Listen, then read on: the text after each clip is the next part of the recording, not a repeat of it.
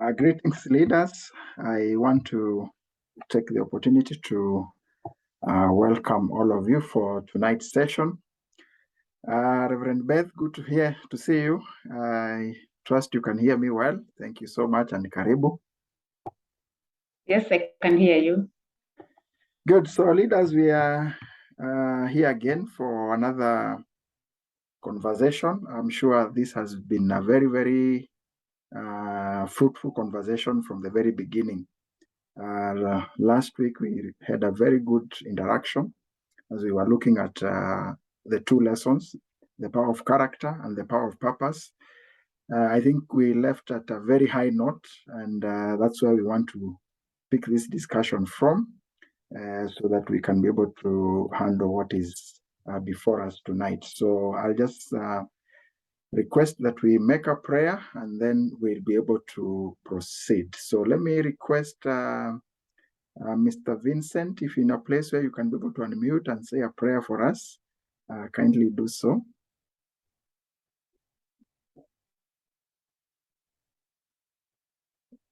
Vincent or Mr. Wafula, I think any one of you who can be able to make a prayer for us.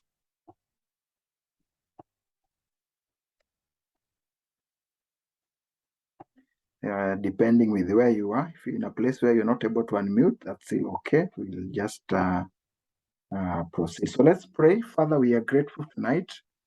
I want to say thank you for this opportunity to be able to engage as leaders. And we pray, Lord, that as we continue with this discussion tonight, oh God, our prayer is that whatever we discuss, whatever we share, the knowledge, the experiences, oh God, our prayer is that, Lord, may you imprint them in us and may you help us to be able to walk the talk, and more importantly, just to follow the example that you have set for us of how to lead, oh God. This night, we commit our discussions to you. In Jesus' name we pray. Amen. Amen. So good. I know we been doing well, and just happy that we have come this far. And just to congratulate you, because this is actually the second last lesson as far as the coursework is concerned. And that means from we are only remaining with 2 more weeks because of the project to conclude. Otherwise, tonight we'll handle lesson 14 and 15, and then next week we'll handle lesson 16, which is the last one. And then the other week we'll just have a discussion on the project proposal. So we are almost climaxing this conversation. It's our prayer, it's our hope that it's impacting us in various ways. It's always our joy when we spend time with leaders and they're able to work out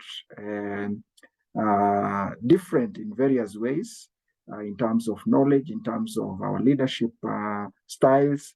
And I trust that even in this cohort, again, as we climax, we'll be able to hear some of those testimonies of what has happened after this discussion. So we're having a new facilitator, not really new, she was with us in a previous session.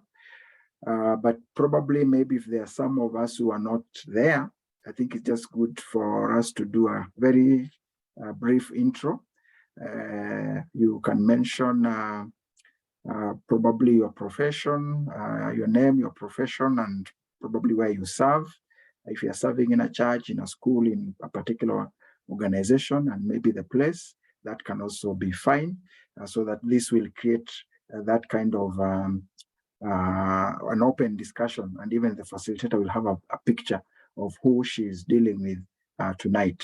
So I trust, probably hoping that most of us are able to unmute and introduce themselves. But in case you're not able to unmute and introduce yourself, feel free to also use the chat. That will also work for us. So let me start with Cheriot, Rotich Vincent, and then I'll go to Mr. Joseph Wafula. Yes, good evening, fellow leaders. Yeah, good evening. Yes, I thank God this evening I am well, and I thank God because I'm also in a position to join this session, and I am back to Nairobi. The other time I was in Nakuru, and I thank God I was in a position to come back within the week as yesterday. And I'm looking forward to have a productive and enriching session with you people. And may God bless you as we engage. Thank you, Mr. Key, Mr. Joseph. Yeah, thank you, Mr. Cheriot. Probably where you serve or your profession, if you can be able to mention that as well. Okay. Thank you. I'm a teacher by profession, high school teacher, and I teach at a school around Ngong. That's where I'm teaching at. In terms of ministry, also I serve in a church called Emanyata, where I assist in pastoral ministry. That's me, and I have a family of 3 members, a boy and the mother. That's me. Thank you. Thank you so much, Mr. Cheriot. We appreciate. Let me move on to Mr. Joseph Wafula.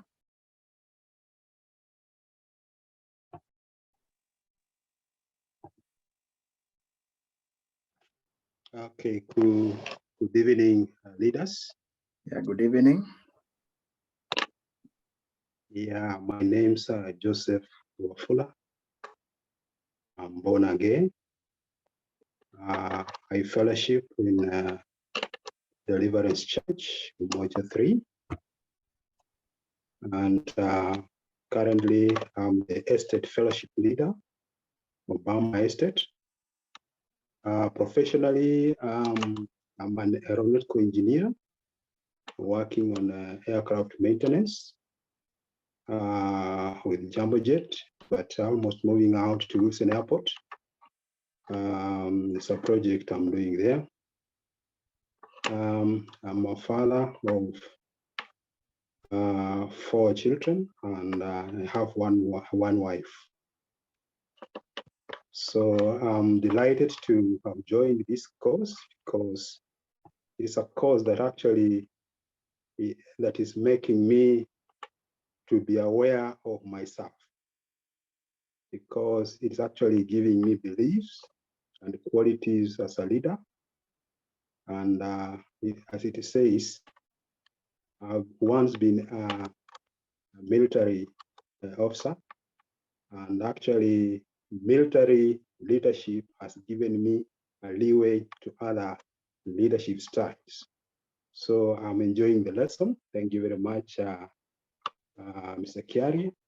Actually, it's Mr. Kiari who introduced me to this course because we fellowship together in the estate.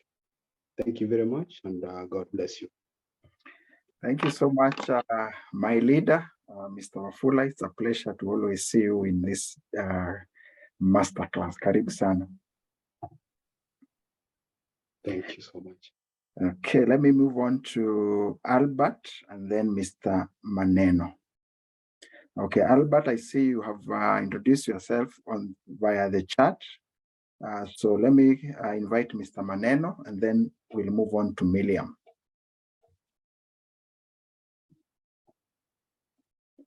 So Mr. Maneno, you can go first.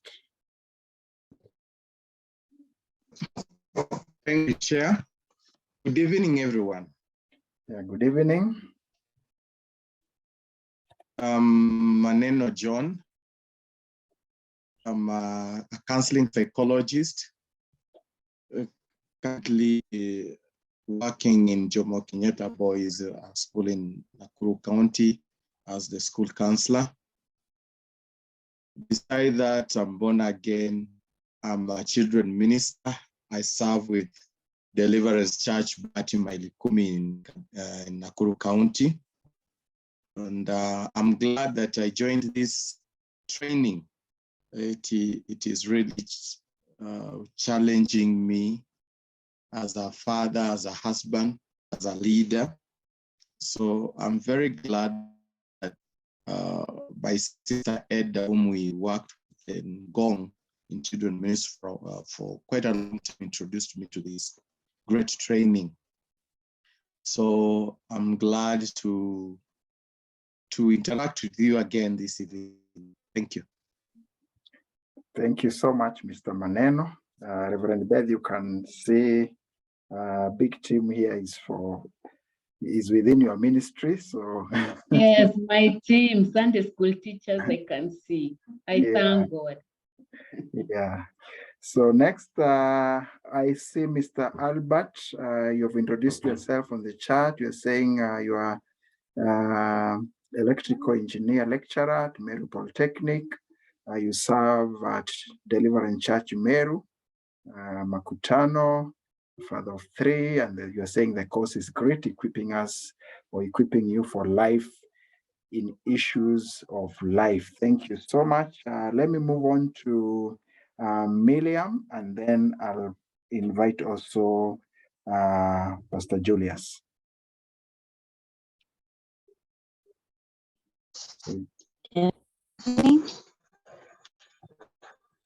Good evening, Miriam.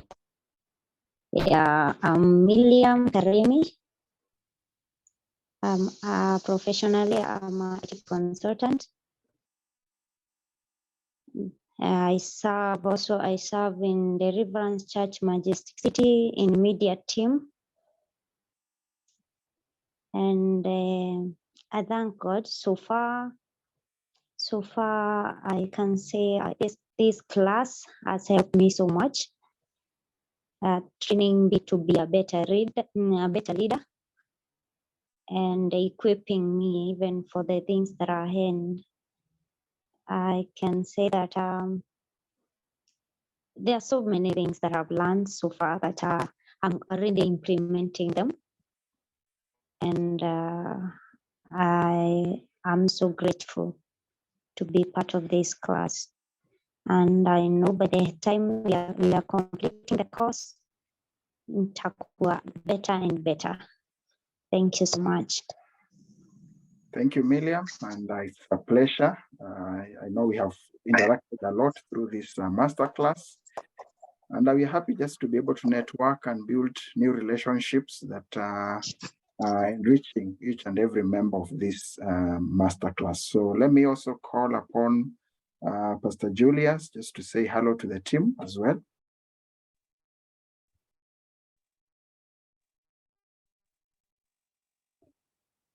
Good evening, leaders.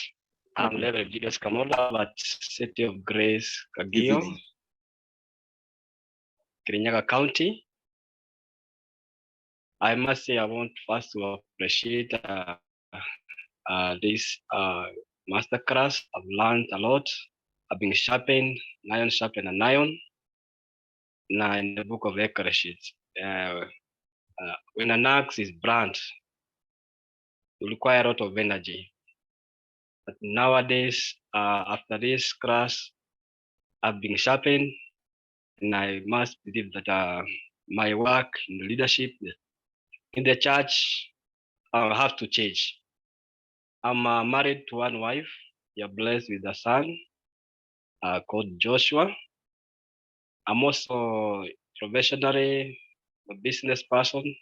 I am a farmer. That's part of me. And I want also to appreciate Sister Eda, who introduced me to this session. We worked together once when I was in Gong. I'm also a Sunday school teacher. So grateful, Mr. Chairman. I've learned a lot, and I'm so grateful. Thank you so much. Thank you so much, Pastor Julius. I'll move on to patency, and then I'll conclude with Pastor David. So patency, welcome.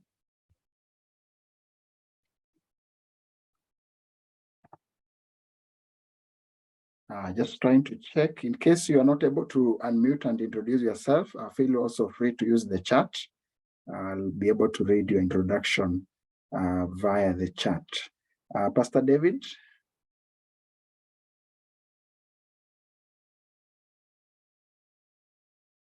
Probably maybe for Pastor David and patency, you can use the chat as well. How about Fahad?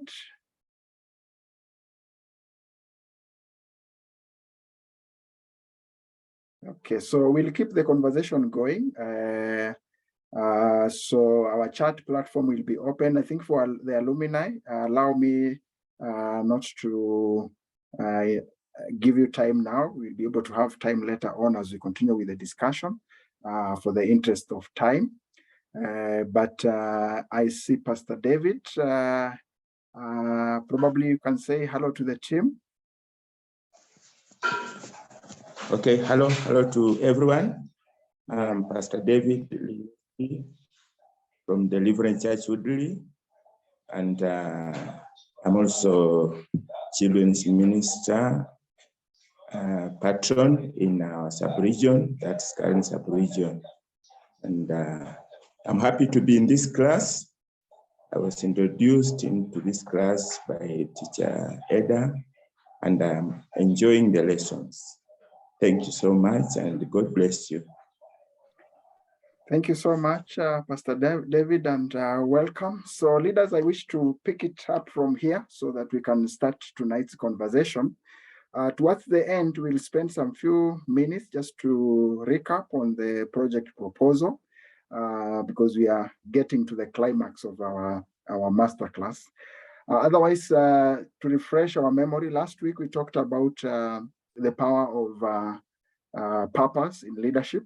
And we say that purpose is critical. Purpose, and that encompasses even in an activity, in a program, in a project, including the bigger picture. And we said that purpose and vision link. So as a leader, it's good to keep on just reminding the people so that we don't lose the big picture. Because when we lose the big picture, then it becomes very hard. It actually gets to a point where we have to push people because that internal push is no longer there. So purpose creates the internal push. It's able to help the people be self-propelled. We talked about the power of character, and we said character is a backbone of a leader. Character amplifies the life of a leader. It goes beyond the life of a leader. It's what really gives weight to the lifestyle of a leader, to the words of a leader. And we agreed that we need to guard our character by all means. And one of the statements that came out very strong was the issue of character is something that we have to build on, something that we have to work on intentionally, piece by piece, knowing that it's one of the critical function of a leader. So we want to pick it up from there, then we'll just be able to get into the discussion. Tonight we are talking about very important topics. Remember, we are at level 3, and level 3, we are focusing on the core leadership competences. And the first one that we looked at was the power of vision in leadership. And this came out very strong. The facilitator was able to take us through the journey of the Vision 2030, just to be able to appreciate the work that went into that process.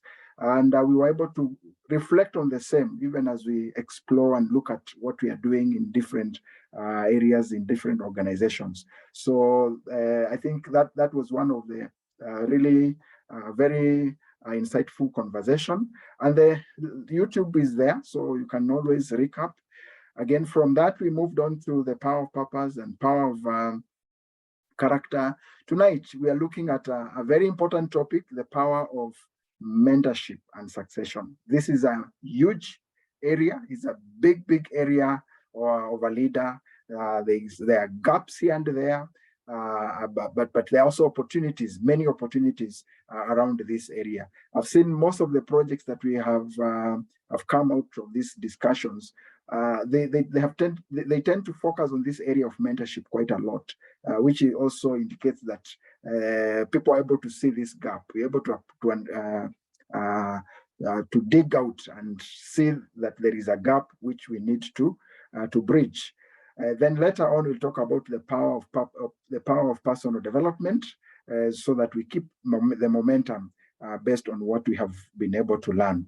So I saw a hand. I think that was Mr. Joseph Wafula. Before now, I invite the speaker.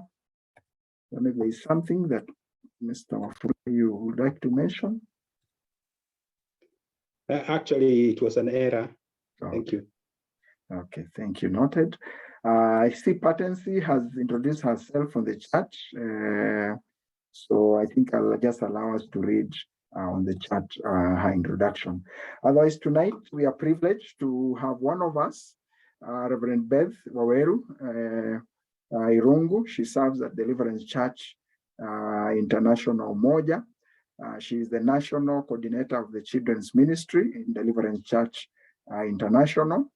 She's an alumni of this masterclass, Cohort 3. These are the pioneers of this masterclass.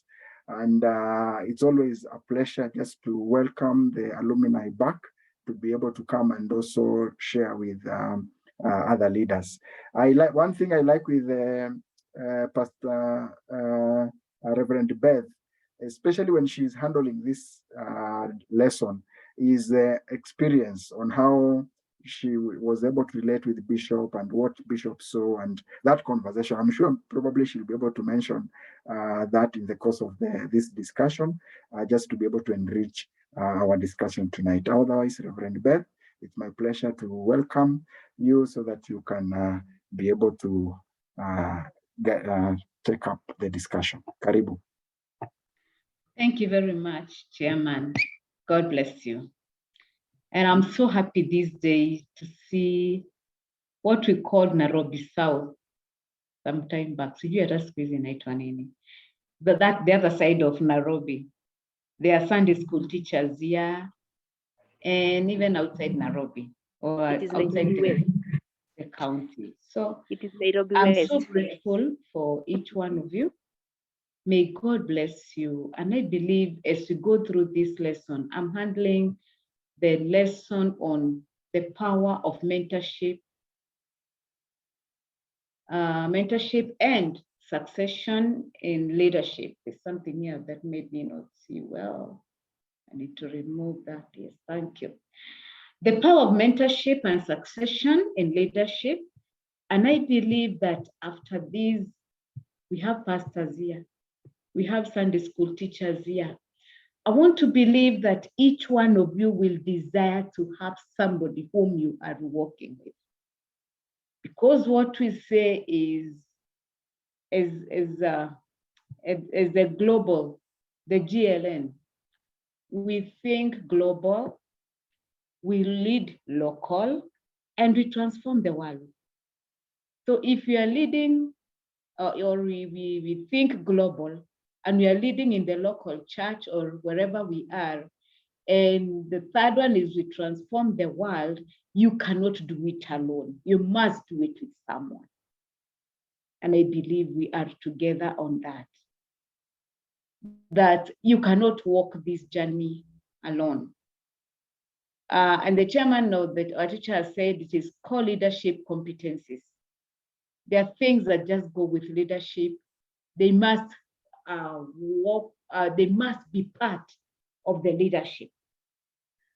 So the power of mentorship and succession in leadership. Yes. Isaac Newton says, if I have seen further, it is by standing on the shoulders of giants. If I have seen further, I am what I am because the year that I joined Deliverance Church, Umoja, there was a leader, or there is a leader up to today, that is Bishop JB. And he gave me the opportunity to learn, opportunity to join every group. I joined choir, I discovered I'm not a singer. I am not a singer. You know, oh, da, da. No, I'm not there. But I stood on their shoulders of the elders there. They would take us for missions. We would sing in the choir. Then we discover I'm not supposed to sing in the choir. I jump into another ministry. I discover at the end of the day, they were leaders. So I stood on the shoulders of these men and women. And that is what I have become today. If I have seen further, I have seen further for sure. I am what I am today. And I believe you who is listening to me, you are, they're called the theoretical engineers. there are several engineers here, pastors, teachers, counselor. You are what you are simply because you're standing on the shoulders of giants, people who went ahead of you. And you can see there's a staircase there. Another end, there is that hand that is holding the staircase. So you go slowly, you take a step, and you take a step, you put another one, step by step, step by step. And you can go to the next clip. Leaders win by passing the baton. And you know, this race we know. And there is a way you don't turn. The one who is getting the baton, you pick it as you are running. Leaders win by passing the baton. Monroe says, leadership is not a sprint. It is a marathon relay. The most important part is not running. But you ran so fast.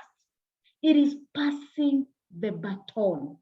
The way you pass it, the way you do it, how you hand the baton to the next person, that is what matters. Not the way you ran so fast.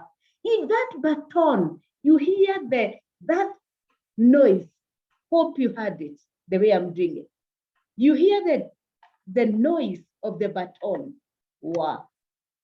Then the race either ends there or there's so much disruption, so much you not go far, you not do much. Even if you were too fast and the baton falls, then there'll be a problem. If you want to go fast, go alone. If you want to go far, go together. That's an African proverb. If you want to go fast, go alone. But if you want to go far, go together. So you cannot, this thing, you cannot, this journey, you cannot go alone. You must be with somebody. And I pray that even as we go through, even towards this, you have a prayer in your heart.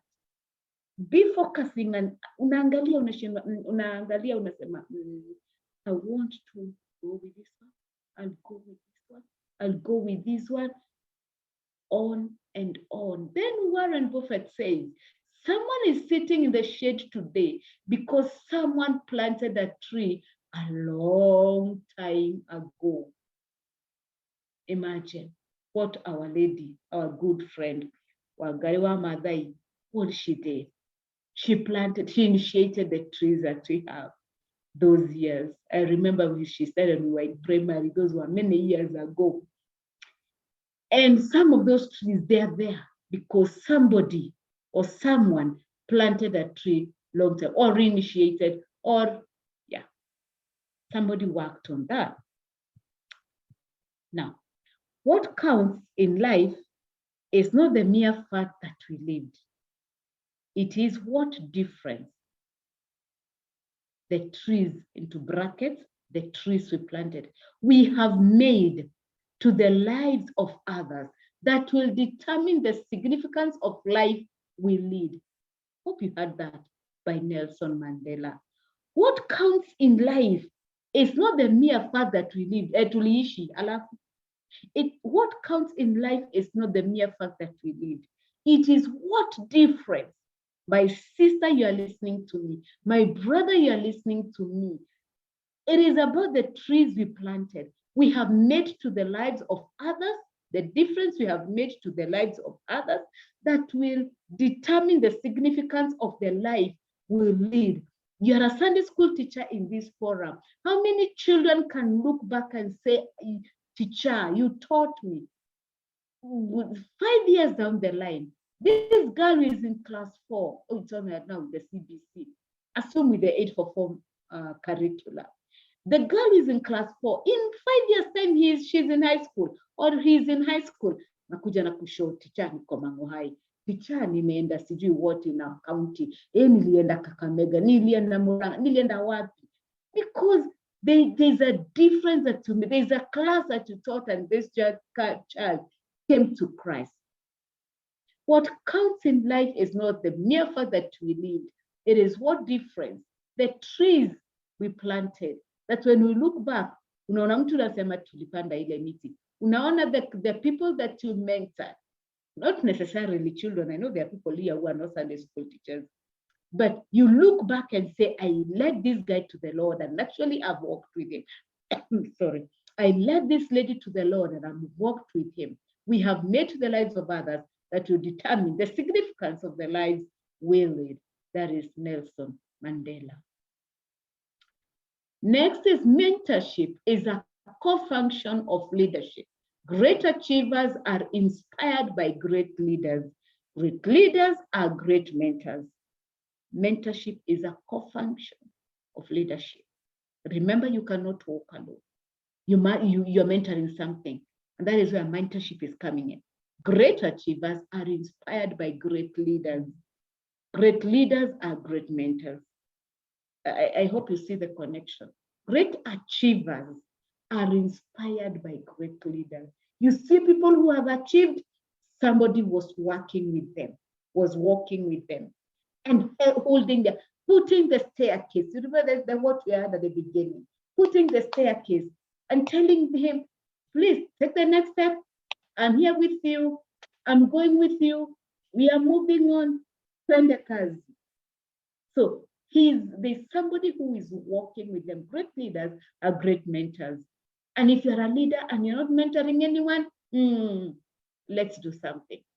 The highest level of unselfish thinking comes when you engage in mentorship, giving yourself to other people, to their personal development or well-being. We rise by lifting others. That is Robert Ingersoll. The highest level unselfish thinking. It is not about Beth. It is not about me that I can just go teach. I have very good materials. Allow me, because being a Sunday school teacher, at the end of the day, which I say too. So allow me to continue just to keep on saying that. The highest level of unselfish thinking comes when you engage in mentorship. But I want to see other people. What are they doing? Where are they at? Where are the other churches? Where are they? Where are the teachers? Giving yourself to other people, to their personal development. I want to see teachers who are growing. I want to see ladies and girls who grow. They are moving from one level to another. I was once a small girl. I mean, yes, and that is a history. That is something that was there. Now where I am, I want to see others there and even ahead of me. In fact, there's a verse in the Bible that says that your students will be greater than the teacher. They will be better than even the teacher himself or herself. Yes.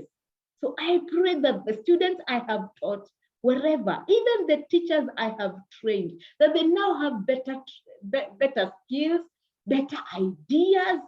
Can I tell you that there's a Sunday school week that is being planned? Natumiangwa 2 minutes. Because I want them to do it, as we shall see later. We can go to the next clip. The relationships paradigms. I win, you lose. What happens? I win only once. You win, I lose, then you win only once. We both lose, goodbye to partnership. But when we both win, we win many times, and it is long-term partnership. You can see those two heads there. It's like they're saying, bring my idea, bring your idea, bring my idea, tushikanishe pamoja, and their best ideas, their great ideas in that. And the bulb can light. We can say we are not only here as engineers in this fellowship, as teachers in this fellowship, as professionals only in counseling together, but you can bring your idea, and I bring my idea, and we see what we can do. Can I tell you, right now, I am doing a campaign on raising a godly generation, and I'm trusting God to get people who will help me. That wherever we are, we see young people, and we shall be ready to mentor them together. Because I win alone, I will only win once. But when you win, and then when you win alone, you win only once. We both lose, we say goodbye to partnership. But when we both win, you raise a generation out there I raise a generation this side, then we win many times. And it is a long-term leadership, a partnership, such that 5 years to come, 10 years to come, we look back and say, yes, we did it. It is long-term. The best relationships are win-win. And selfish thinkers go into a relationship and make sure that the other person wins first. And that makes the whole difference. It is not about me. In fact, when you win first, the better. Because at the end of the day, they'll be saying, I trained that one. I taught that one. I worked with that one. And I shine Sahi. And I see them growing fast. And I say, yes, I thank God. And that makes all the difference. Go to the next clip.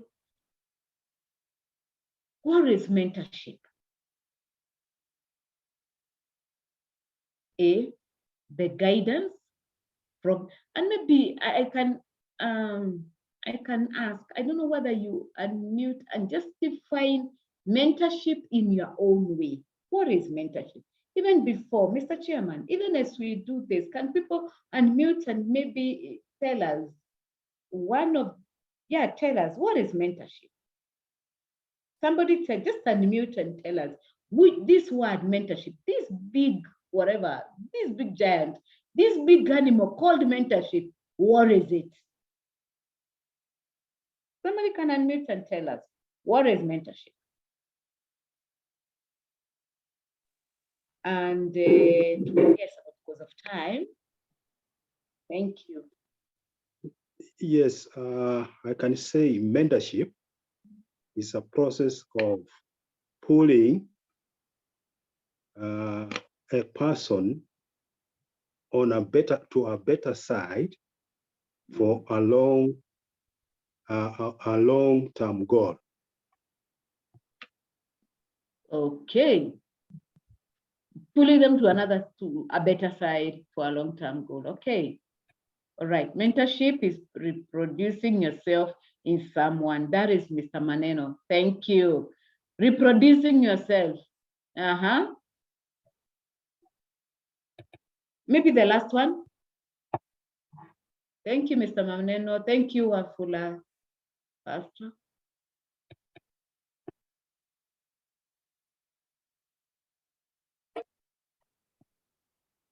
The last one. I'm tempted to call out names, but you know, because now I wanna. What is mentorship? One more person. Hey, ladies. Hey, ladies. Hey, guys. Girl child. Girl child. Hey, somebody tell me what is mentorship?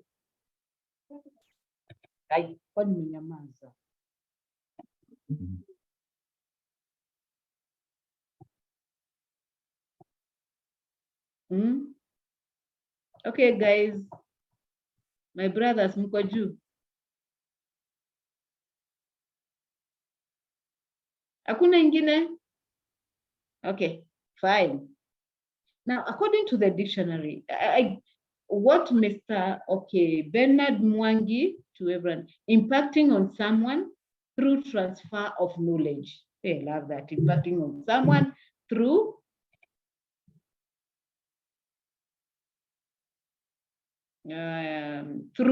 transfer of knowledge. Thanks, Bernard. Now, according to the dictionary, is the guidance provided by a mentor, especially an experienced person in a company or educational institution. Guidance provided by a mentor. There is the issue of guidance. It is showing the way to those behind us by providing exemplary lifestyle and training. Wow, I love that too. Thank you, Albert Kahiro. God bless you. Now, what is mentorship according to our notes? It's the guidance provided by a mentor, especially Eda, the one who builds trust, deep listener, and understanding and encourager. I guess we'll read the comments later, but we can continue. Thank you, Eda. The guidance provided by a mentor, especially an experienced person. That is according now what I actually read through the dictionary. Then number two, a relationship between two people where the individual with more experience, knowledge, and connections is able to pass along what they have learned. And somebody said it is impacting knowledge to another. That is, in fact, this number B is summarized by what one of us has said. Then number three, a professional activity, a trusted relationship, a meaningful commitment. Did you see that? Professional activity. You know, you're not doing B2. There's a word that people say, though. You know, you're doing hapanapale. It is a professional activity, a trusted relationship. Trusted relationship, yeah. Because sometimes it can go to extremes. And a meaningful commitment. That when I say I'm working with you, I'm actually, yes, that is what I'm doing. When I say that I will go with this, we'll have this project, yes, that is what we are going to do. And when I tell you I am helping you, when I say I'll pray for you, I pray for you. When I say that I'll train you on this, I do it faithfully. So meaningful commitment. Next is the qualities of a good mentor. Qualities of a good mentor. A mentor builds trust.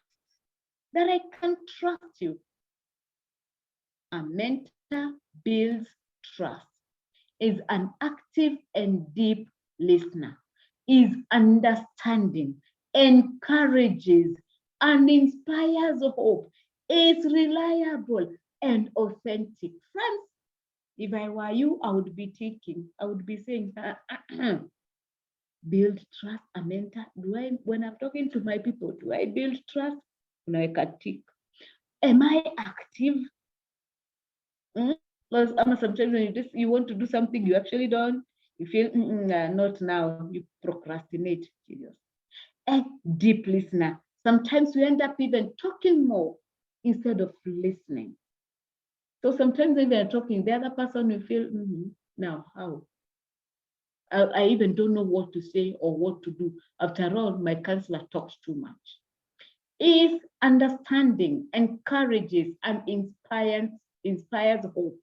Is reliable and authentic.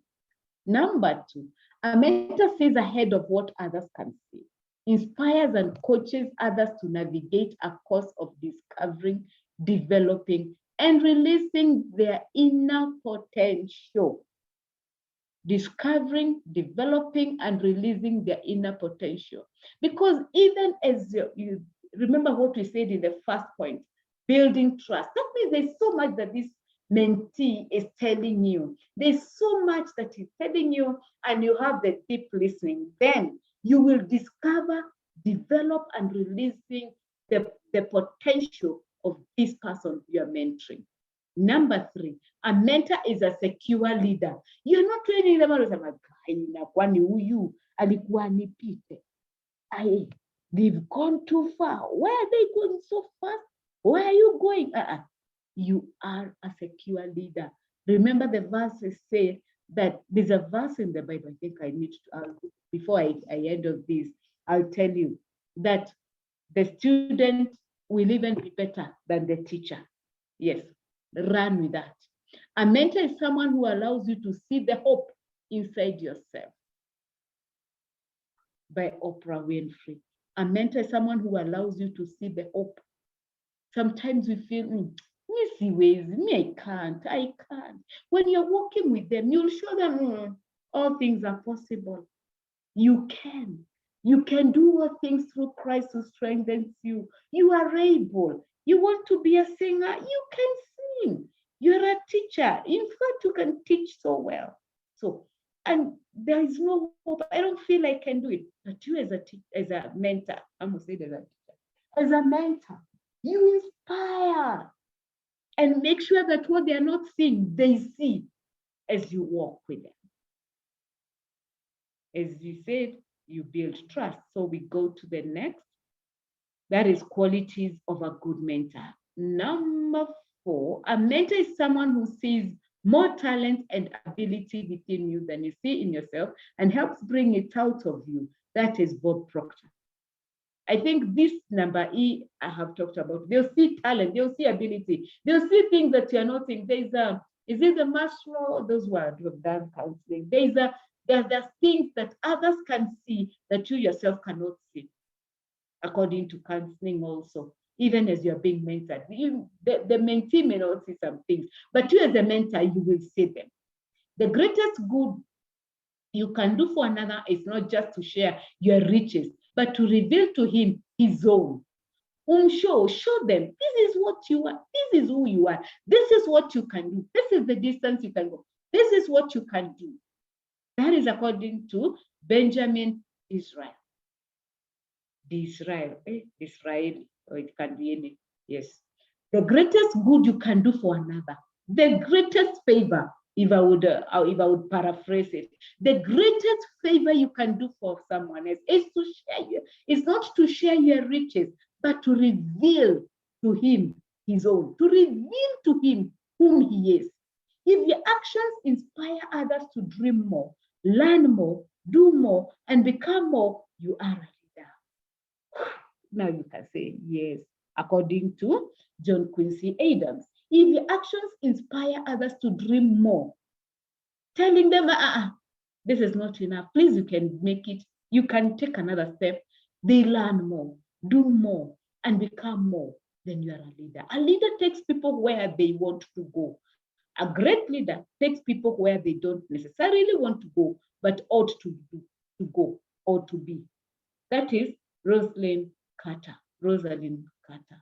A leader makes people takes people where they want to go.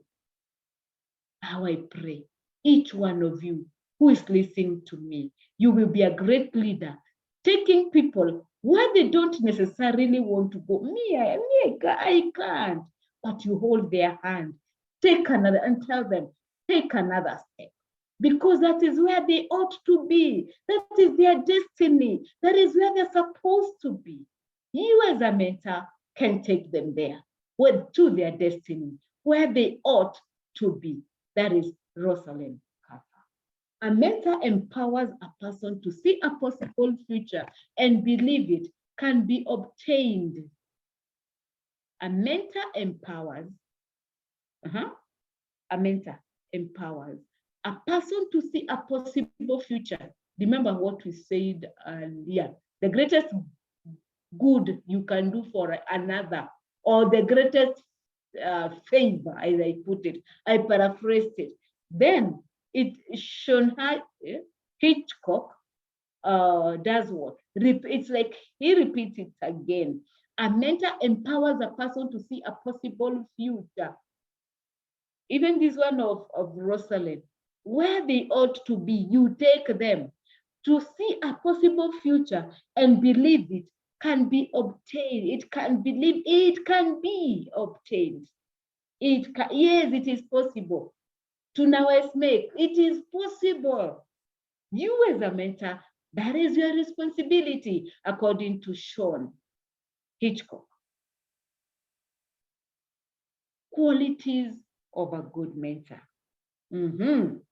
At the peak up there, have fun. Enjoy what you're doing.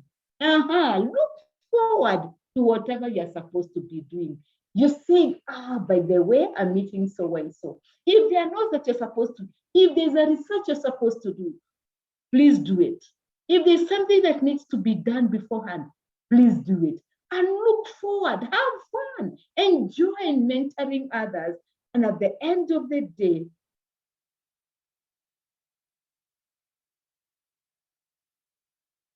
there's something, Joseph, okay, sour. Have fun. Be reliable. That when I tell you that I will give you this, I will give you this, I will tell you this information. I will take you to this place. I will show you of a person who can help you in this. Be reliable. That what you agreed, that is it. Listen and encourage. Listening. Be slow to quick, but quick to talk, but quick to listen. Listen and listen and listen and encourage. And the bottom line there, even as you have fun, even as you listen, even as you encourage, even as you are reliable, build trust. That I can trust you, that as you are talking, I can listen to you. I can encourage you. I am actually reliable, even as I am having fun. Okay? So, why mentor?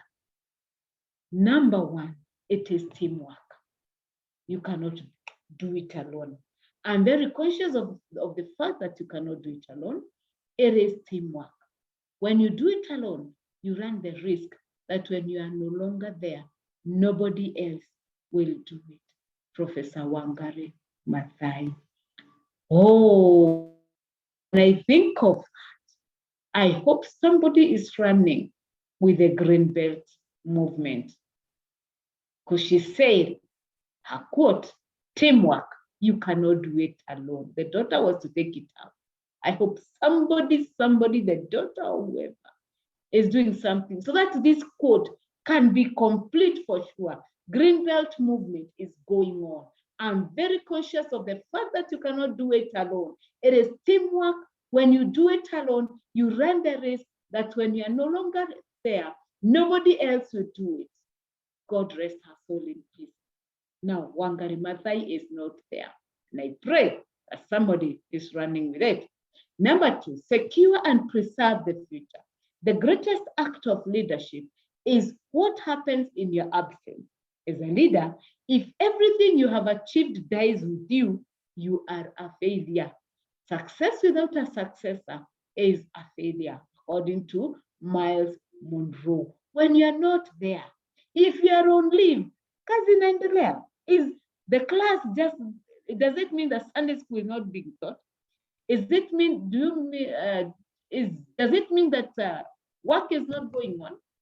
Or whoever you are mentoring is just blank now that you are not there?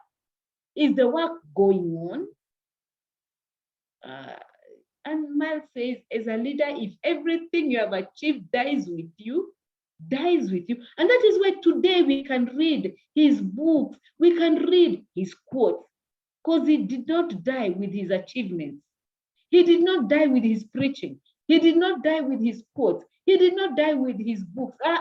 He wrote, and we can quote him today. Now, secure generation. The sure way to secure the next generation. Please, Chairman, put it up, kidogo. It's not, I cannot read down there. Secure generation. The sure way to secure the next generation. I just read the word generation. Just a minute. Nimekata huko chini. Okay, and I hope even as we are doing this, I hope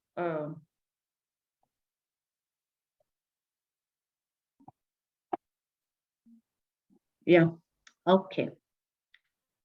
Secure and preserve the future. Is that where we were? The greatest act of leadership. Secure, yes. The sure way to secure the next generation is to mentor. Mentorship is our gift to the next generation. You know, Psalm 78, allow me to quote this. It says, we shall not hide what we learned and what we saw from our forefathers. We shall teach our children, and they will in turn teach others. Go and read Psalm 78. And that is what I'm laboring right now in my sessions and all that, because I'm talking about raising a godly generation. So the sure way to secure the next generation is to mentor. We've got to mentor this generation, that the next generation, they are safe, the generation and the generation to come. Mentorship is our gift to the next generation. We've got to mentor this generation so that they can in turn be able to teach others. Even when you look at Deuteronomy chapter 6. God bless you. We'll go next. Why mentor? We continue, number 4, protect and sustain leadership achievement and impact. The sure way to safeguard and sustain our leadership achievements and impact is to mentor, the sure way to safeguard and sustain our leadership. Number 5 is the path to true legacy. You pass on the genes. This is who we are. The sure way to build and preserve our worthwhile legacy is to mentor. Mentorship is the path of true legacy. A secure legacy is anchored and sustained in people, not just in tangible aspects. The legacy, knowing who we are. This is the way forward. Number 6, mentorship is the overall measure of success in leadership. Mentorship is the overall measure of success in leadership. We succeed in leadership when we mentor. The most important part of leadership is not leading, but passing the baton. Success in leadership is anchored on success of a successor. Remember passing on the baton, also by Miles Monroe. How to mentor. Number 1, how to. We've said why to. Now we are on how to. Mentorship must be intentional. What is to be intentional? Yes, this is it, and I am taking it. Do we say, I don't know, it's such a statement of taking the bull by the horns? Mentorship must be intentional. Mentorship is done on purpose. It is intentional. This is where I want to. There's somebody who, when we were defining mentorship, they said that to take one person from one place to another. It is impacting knowledge. There's what I want to see after all is said. I have a purpose. And it is good when, even in your projects, you will do them. Have a purpose. Even in mentorship, we need purpose. So mentorship requires matchmaking. There should be a match between the mentor and a mentee based on field of interest, passion, knowledge, skills, and experience. Can you match? Can you sit and talk? Do you have what it takes to give to them? Do I have it? Do I have the passion, the knowledge, the skills, and the experience? That when I'm talking about something I can do, yes, I can, you can trust me. Remember, there was the issue of trust. Number 3, mentorship thrives in mentorship culture, mindset, and environment. A mentor and mentee should endeavor to cultivate a mentorship culture and environment. A culture. Culture is,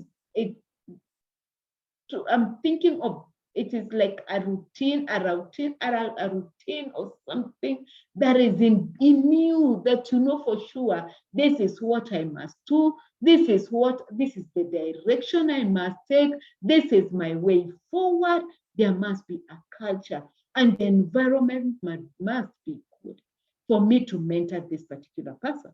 Mentorship requires authenticity. Both success and failure should be embraced as channels of learning. To inspire people, share your success story. But to impact people, share your hidden stories, failures, and struggles. Valuable lessons can be derived from both successes. If I would say today that there's something that I felt, kabisa, I tried, struggled, I really struggled. One is to sing in the choir. I realized I talk more, The key G and the key what, I don't know. So there's no way I'll sit down unless I'm giving them kind of a motivational talk, I'm encouraging them on something. Choir is a no for me. I remember once I was singing and I was told I'm singing alto when others are singing soprano. Jesus. So to inspire people, share your success. I know I can talk. But to impact people, share your hidden stories. So even as I say that I can talk and all that, I know there are places I don't do well. And I don't hide it. I don't say I don't know. That I don't have issues, which yes, if I have challenges of something, I would talk about it outright. Yes, Number 5, mentorship is futuristic. You see far. I remember my mother used to tell us, wacha kuona inch monja, 1 inch, let me not talk. I swear, guys, monja, Jesus. Okay. That you just don't see 1 inch like a fly. You see far. So mentorship is futuristic. You see far. Habits takes time to develop. Mentor and mentee should value today, but visualize tomorrow. You see tomorrow. Where will you be? What do you want to see? What do you want to become? They should take advantage of the moment, but be motivated by the desired future. As in, this is what I want to do. This is where I want to be. And therefore, the mentee, remember the figure ile ya kwanza kabisa, he will lay the plate for you. He will lay the step for you. That to step, the next step, next step, or even if you one person get the baton, then you get to the next baton. Mentorship requires a methodology. Number 6 is a process. It can be compared to a farm-based success. That's number 6. Sorry, I've not read that. To a farm-based success system, what you sow, you reap. Mentorship requires investment on systems, processes, and people. It is a process. It is not instant. Let me use that word. Cha imechemka kwa microwave. Hata imekuwa moto. Within imechemka ile, you had already cooked it, now you bring it to warm or whatever, or even the cooking of, and it is within few minutes. It is a process. Mentorship is a process. It can be compared to farm. Then number 7, mentorship requires a methodology. Develop methods and systems to help in mentor matching, communication alerts, and tools to manage and track the progress of mentorship, including creating a mentorship agreement, learning plan, progress, mentoring, and feedback surveys. This is a pregnant point, if I would call it.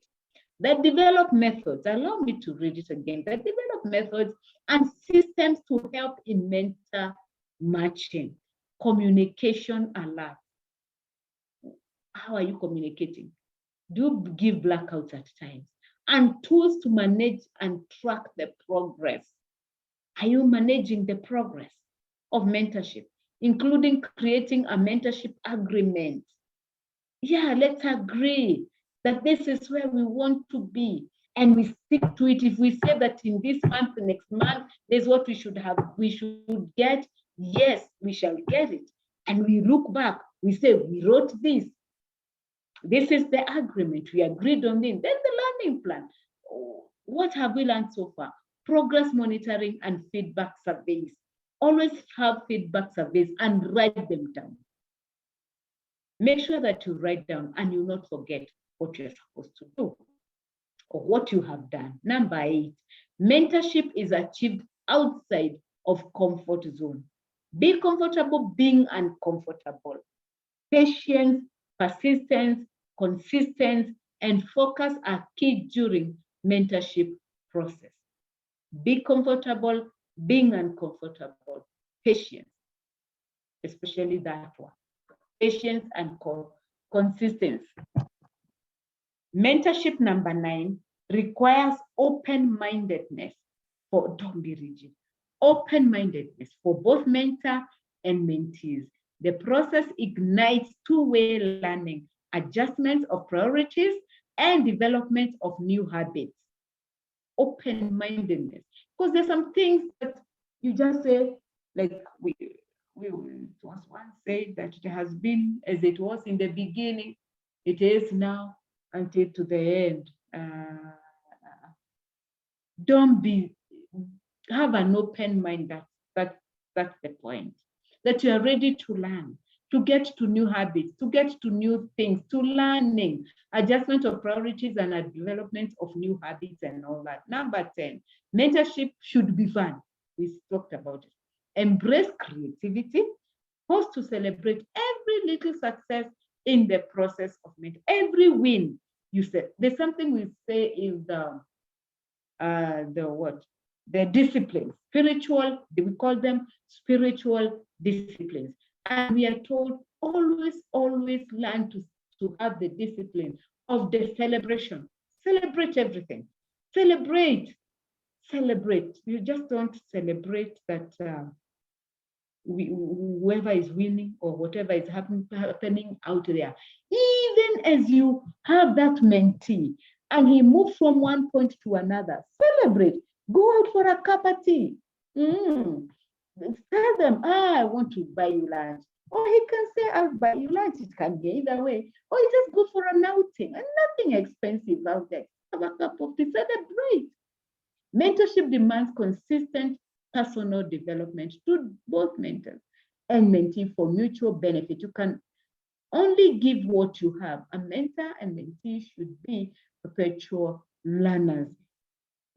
We require people to go back to books and read so they can see where can I help here. This person is suffering from this person needs this person needs this. Which book can I give? Or where can I ask them to go? Which site can I tell them to go to get ideas? Yeah. The 3 C's of mentorship. A mentor is an experienced and trusted advisor. Mentors share knowledge, experience, and provide a support system. 3 key roles important to the success of the mentor-mentee relationship. Number 1, role 1 is consultant. Mentors provide specialized recommendations based on a wealth of industry knowledge. They share their own industry insights gained through years of real-world experience. Mentors are often experienced in areas that mentees are not. An insight from a mentor can save a mentee both time and resources in figuring out a problem. This frees up the mentee to focus on rather issues that are unique to their industry stroke objectives. At this point, it's like there's some battles your mentee doesn't have to fight. You fought them. Show them the direction. Show them the way. Yeah. Because there's a wealth of industry knowledge and all that. There's a lot that you know as a mentor. I'm gonna say the mentee as a mentor. Yeah, we go to the next. Number 2, the role number 2 is counselor. As you said, listen, guide, but don't give away all the answers. Let me tell you, your mentees, even in counseling, I would say, we say that they have the answers. They have them. Let them think what they can do. How can I go about it? What else should I do? Where should I be going? Let them, they have the answer. As a counselor, a mentor provides guidance, but not answers, enabling their mentee to figure out the right course of action individually. Don't say this is what you should do. Here they may come one day and say, Pastor told me.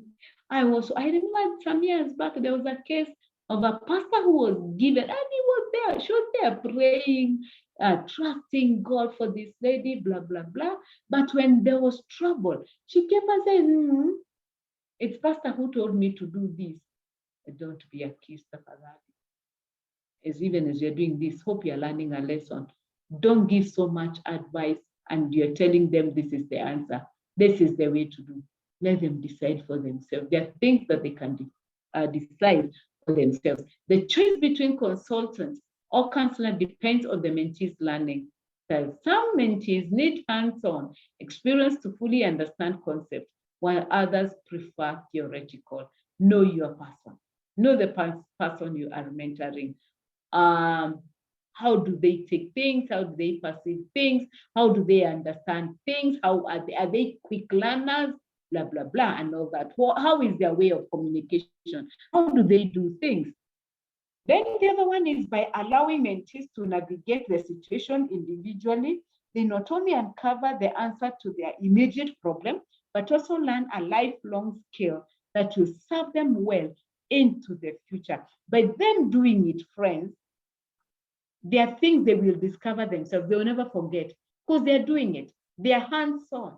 They will not forget about it. Yeah. So let it be that you let them do what they're supposed to do. Number 3, the cheerleader. In addition to providing constructive feedback and advice, a mentor should also provide support and enthusiasm. A mentor should help celebrate mentee success, no matter how big or how small. I have seen, in addition to providing constructive feedback and advice, a mentor should also provide support and enthusiasm. Yes.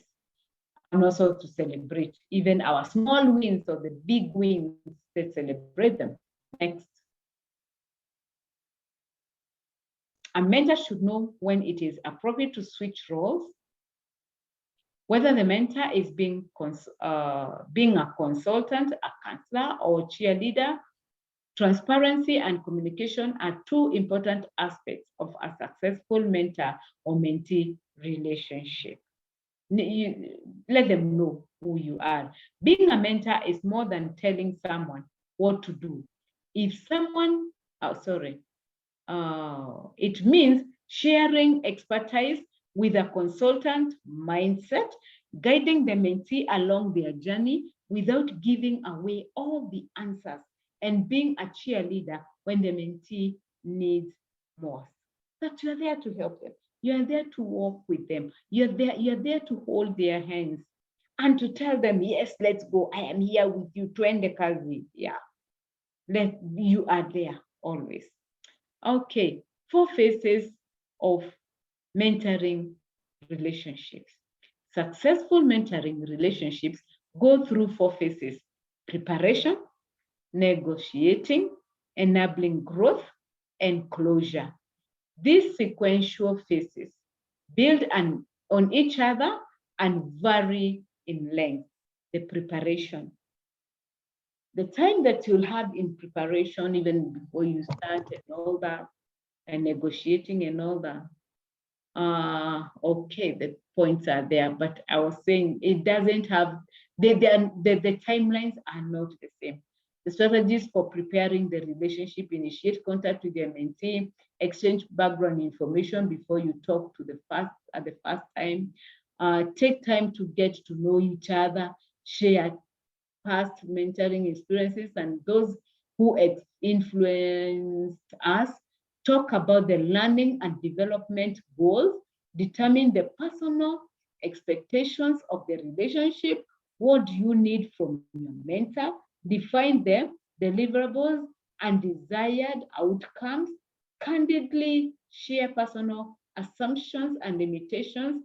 Discuss personal and learning style. Now, the first one was initiate contact with your mentee. Because let me tell you, the people who are hard, they want you to mentor them, but they are hard. They're very even mean with information. They will know, but with time, they open up. So you need to know all that. What kind of a person you are with, what kind of a person you're dealing with, who are you taking to the other side? Or would I say, it's like the Canaan land. Oh, who are you taking to the other side? The preparation is important. Negotiating the following: how much time can be committed to the relationship on a regular basis? Be realistic. To be communicated to the relationship that every time we meet, I just need an hour or 2, or this thing I'm seeing like it will take for 4 months.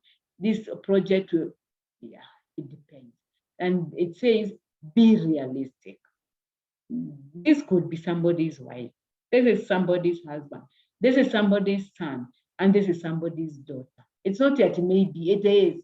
That lady is somebody's wife, even somebody's daughter before she's married. Then she's somebody's wife. So you've got to be realistic. Write down goals and analyze them to meet the SMART criteria.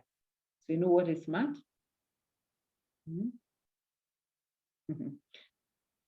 Specific, measurable, attainable, realistic, and time-bound. SMART criteria. Number 3, agree on a discussion format. formal agendas, topic-driven agendas, check-in conversation, etc. How do you communicate? You need to know. Discussion format. Use a journal to help stay focused.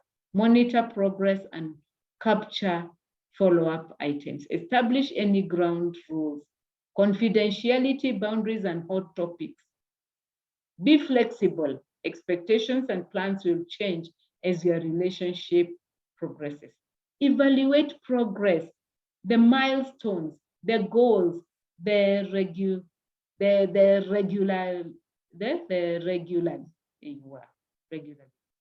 all that. Remember, we say we celebrate the wins.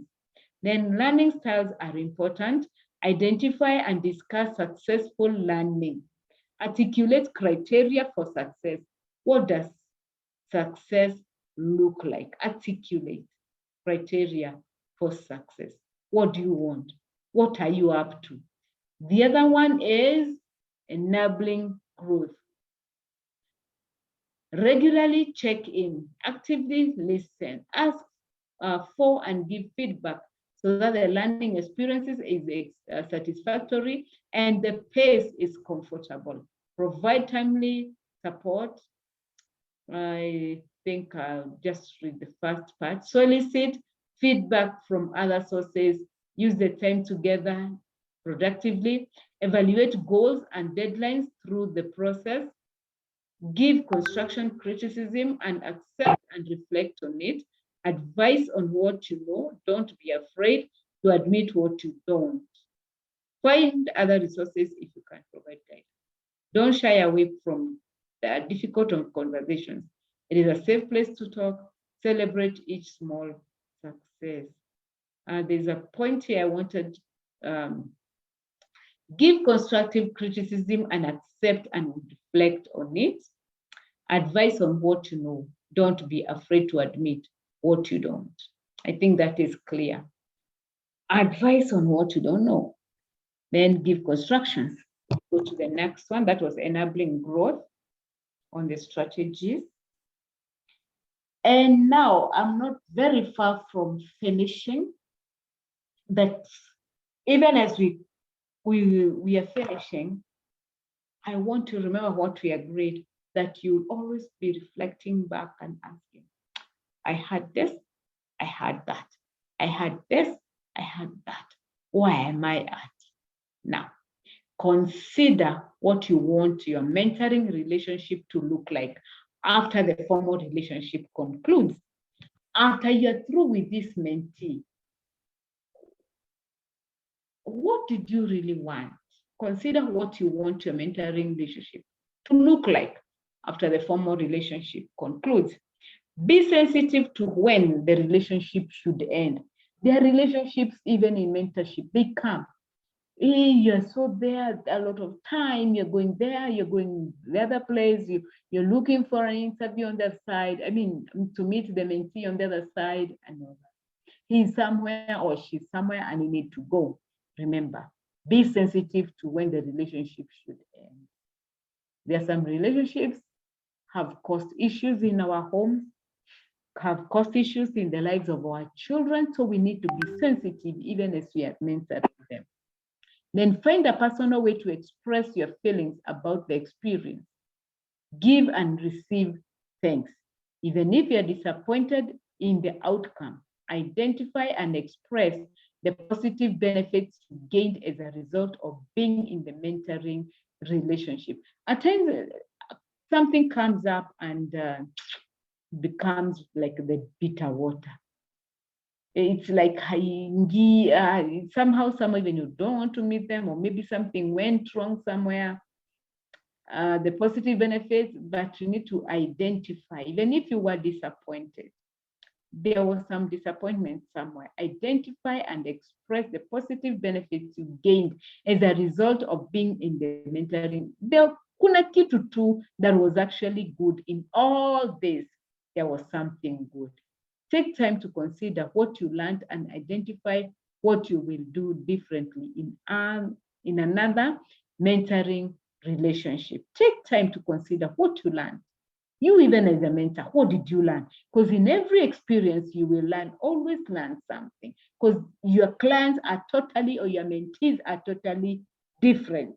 So you need to know that there's something at the end of the day you will learn from somebody, from one of your mentees, and identify what you will do differently in another mentoring relationship. So be ready to learn in everything. Number 6, celebrate, celebrate, celebrate. The spiritual disciplines.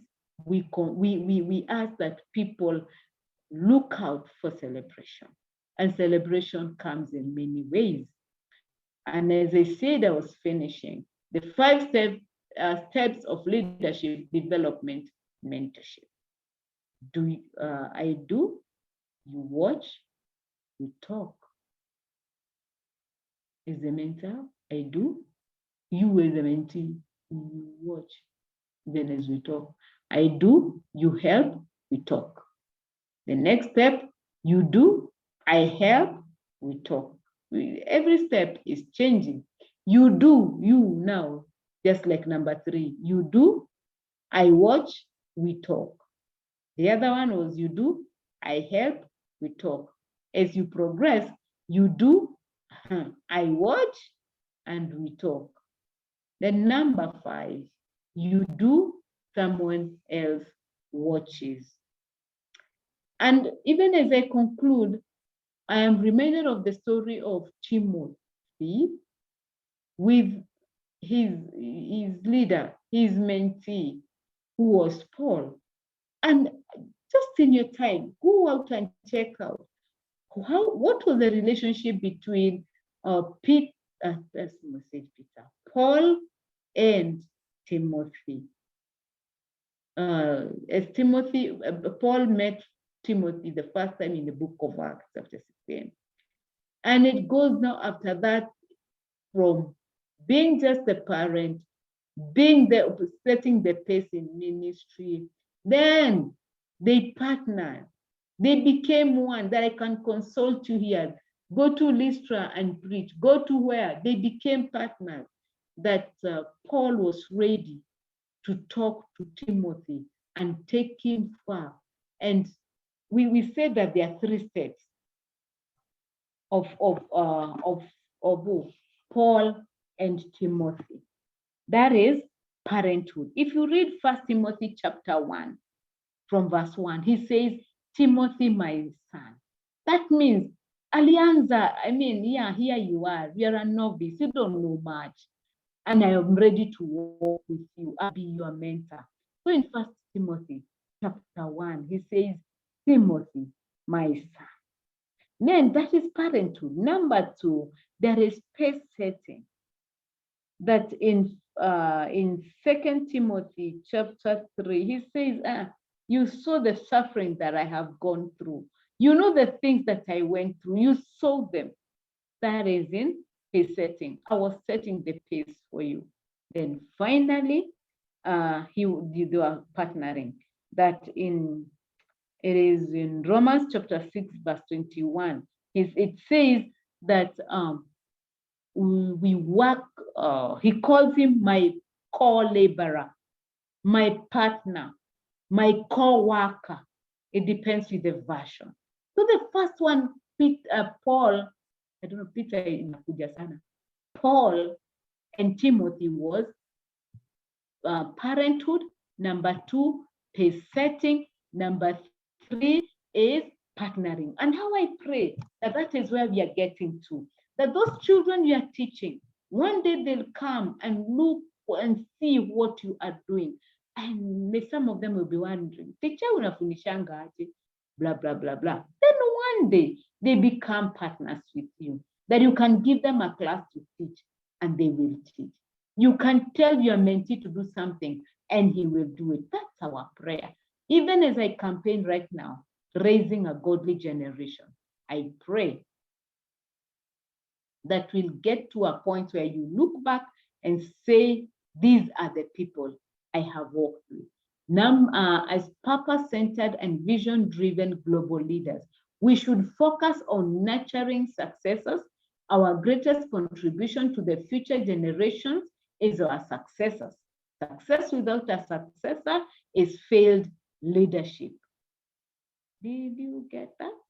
Success without a successor is failed leadership.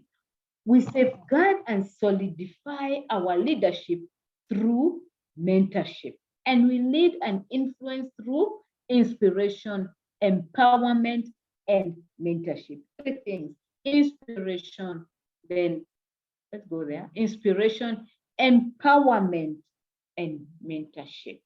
So remember, we think global, we lead local, and we transform the world. Think global, lead local, and we transform the world.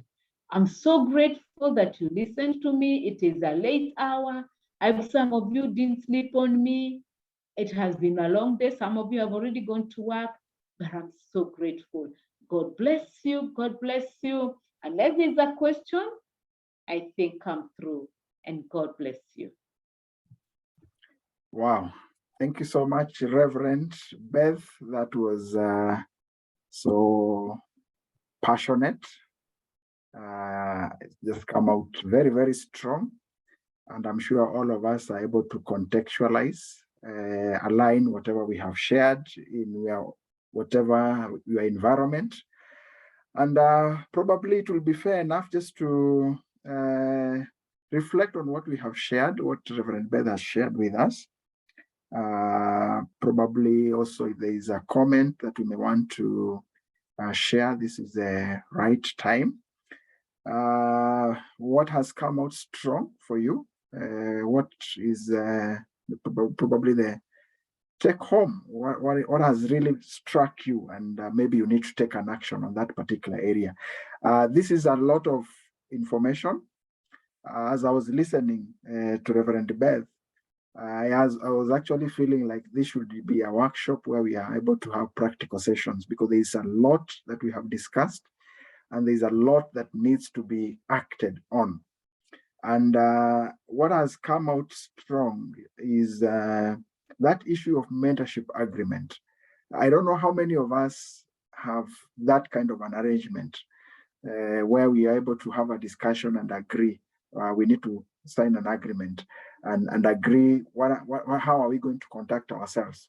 And this is also one way, I'm sure, that can help us to solve some of the challenges that we encounter in our mentorship endeavor. There are some mentorship that probably end up they end prematurely. Maybe we didn't really have a clear formula of how are we going to engage.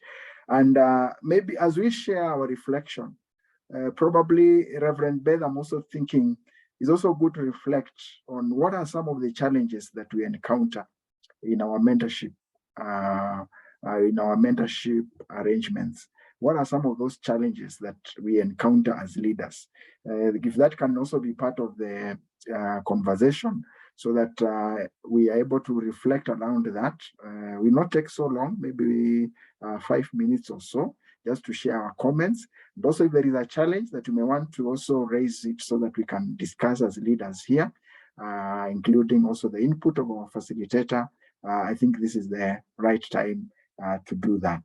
So for the interest of time, we can allow maybe 3 people to just unmute and mention a comment, a compliment, an additional info, and also probably if there is a challenge that you may want to raise, something that maybe you encountered and you're able to solve, or something that you have encountered and yet you have not been able to solve, you can also raise so that we discuss that in the next few minutes.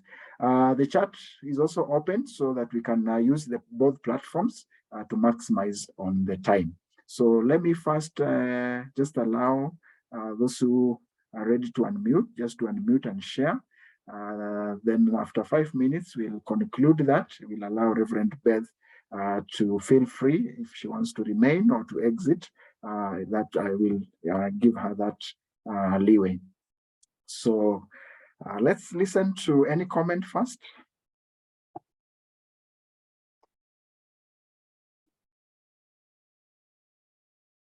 I see on the chat already, Eda, you've said I can not do alone, needs teamwork. also ways on how I can mentor. So I've noted that comment. That is just a comment. So let's take any format. It can be a question, it can be a challenge, it can be a compliment as we discuss.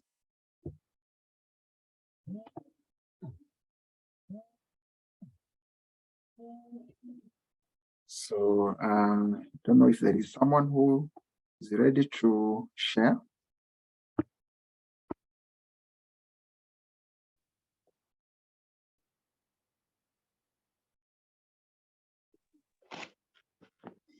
Yes,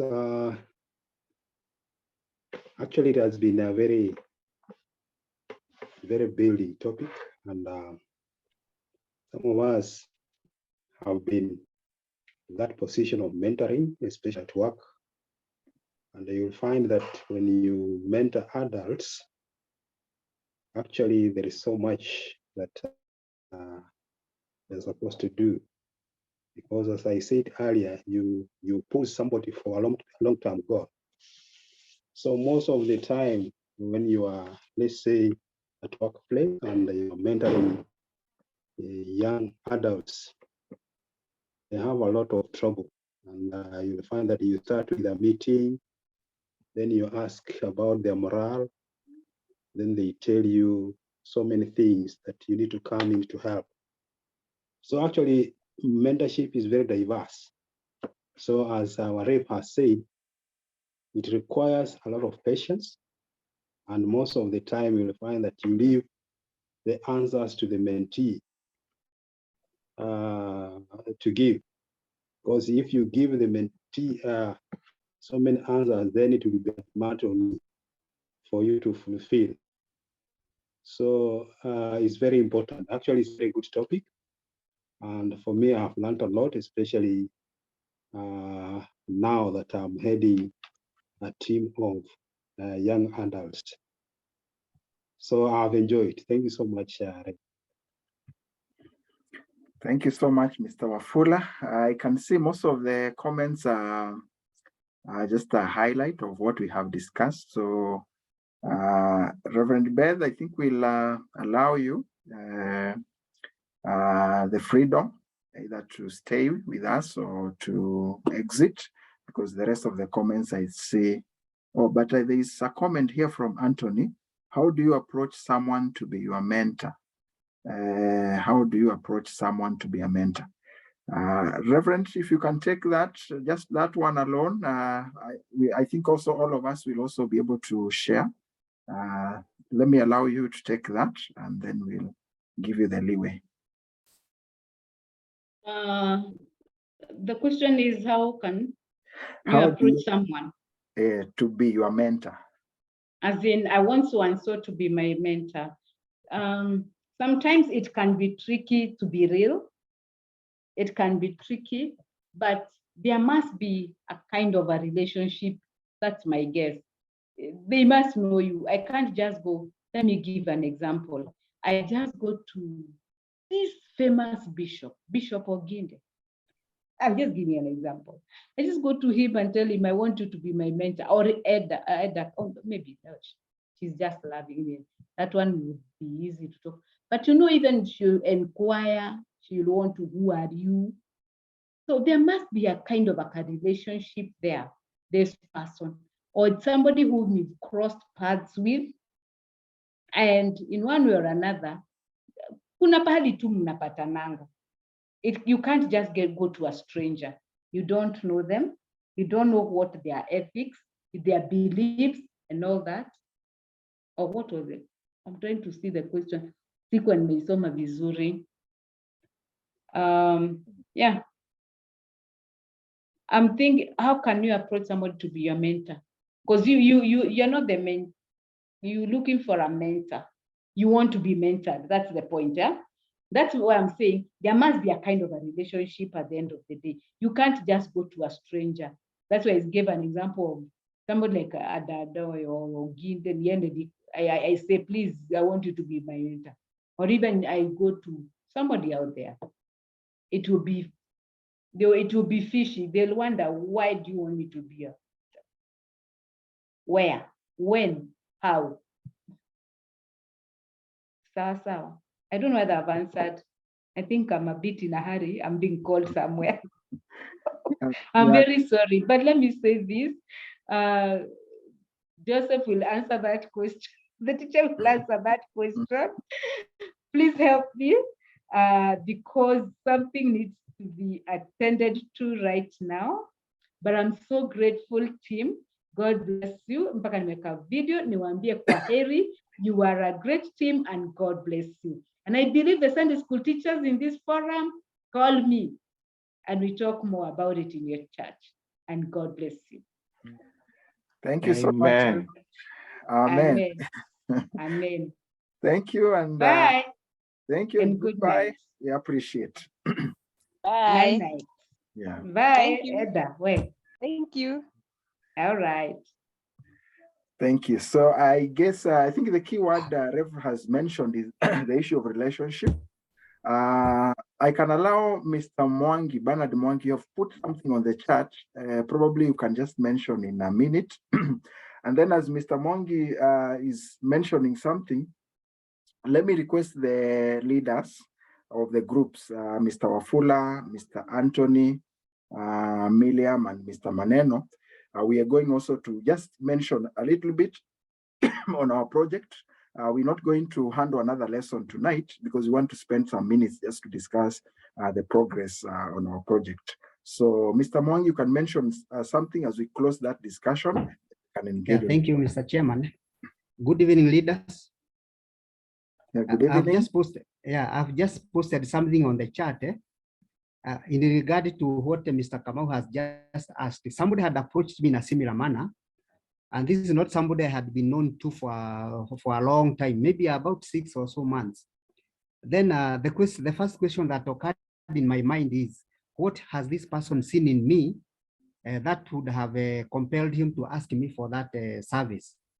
Eventually, I had a chat with him. We sat down together and we had a discussion, trying to find out from him what exactly or what direction he wanted us to face. And after I had gathered information from him, then we started the process together. So the question Mr. Kamau is asking is a bit tricky, but the first thing you need to find out is what is it that this person has seen in you, or what is this you have seen in that person you want to engage in that process, so that you may be able now to engage him and move on together. That's the comment I would wish to make. Okay, thank you, Chairman. Yeah, thank you, Mr. Mwangi. Yeah, so I guess I think the key word again is still on relationship, because this will be an experience or a process where the two parties need to be somehow comfortable to also to be vulnerable, share our in-depth stories. And I think from the process that we have looked at tonight, that can also be part of the guide on how to approach this.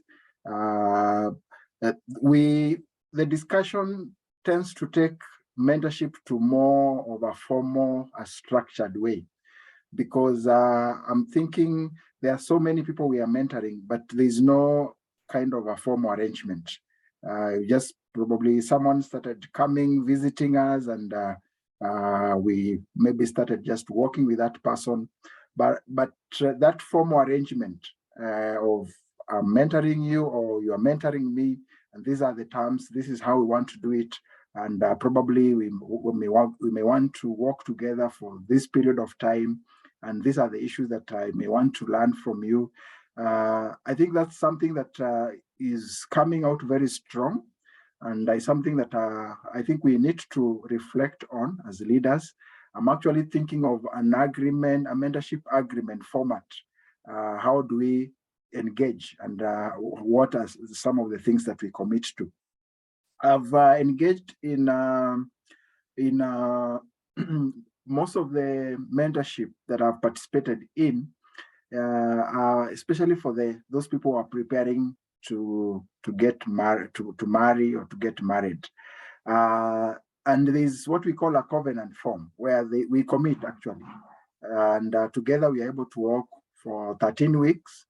But it's also a structured way of mentorship because they are heading towards a particular direction, and these are heading towards a particular, there's an end goal. So, and within that commitment, then both need to, if we are meeting on this particular time, we need to keep that, we need to agree on the issues that we're going to discuss along the way.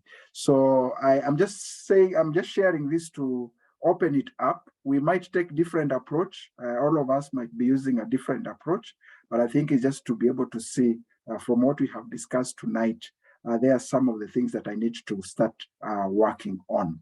So on the chat, there are other comments. I'm seeing quite a number of comments. Okay, and for me, a teenager approached me and I mentored her till her Form 4.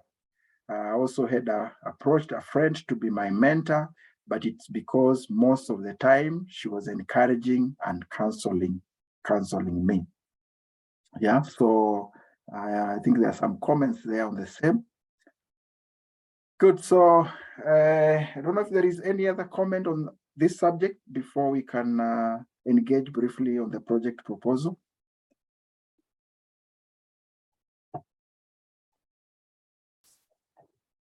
So if there is none, allow me to, okay. Maybe I can say something about that topic.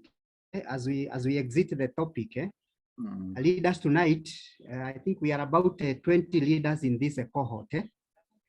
And as we were going through this topic, I have considered a global leadership network as a first time and a real-time mentorship program for that matter. And Joseph being the CEO and the chairman, he's a first time or a real-time mentor in the program, given that the cohorts that we have gone through, that is a mentorship program in leadership that has been taking us through. And therefore, we wish to appreciate you as a mentor in this line of training, so that as we get out of, or as we exit the group, the cohort in training, will have been mentored to become better leaders at the end of the day. So I want to appreciate you as a mentor, and a great one for that matter, in the Global Leadership Network. Thank you. Yeah, thank you so much, Mr. Mwangi. And we appreciate, and that's why we also try to at least bring also the other facilitators on board, just to enrich and see how do we share our experiences. And we appreciate all of you for your commitment. So I'll move straight. Briefly, we may want just to see where you are. What are some of the challenges you are facing as you work on your project proposal? That's why we have decided we are not going to have another lesson so that we can discuss on this because of time. We have a very limited time. So we'll just want to first introduce the first team, team one. The leader is Mr. Wafula. You had Dr. Barba and Nathan. Mary Wanjiku has requested to join the next cohort, and then Pastor Charles Kunga. So let me allow Mr. Wafula just to share the progress. Also mention your topic. If you have a way of structured something that you may want to share, maybe you just discuss through. Next week we'll be able to share, and then we'll also be able to give feedback on your topic as you share. So Mr. Wafula, karibu.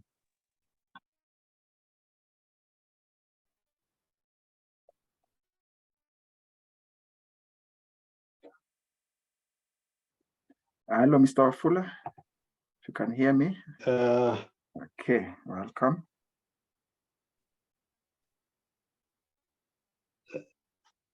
Okay, there is something I had prepared to share. Are you getting me, leaders? Yes, we are getting you. Oh, you're getting me, okay? Yes. Now, this is team one. This is team one. And our project proposal,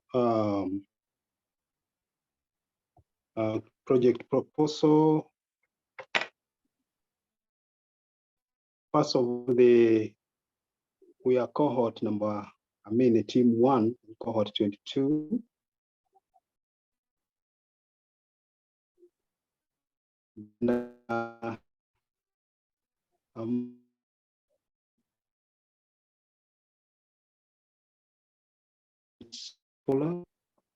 I have Nathan Munyole and Pastor Charles Kunga. Now we have an alumni, Bernard Mwangi, who is very helpful on our team, and he has given us a lot of very good guidelines on how we should go about. Thank you very much, Bernard. I hope he's on this forum and is listening. Yes, welcome. Then the topic of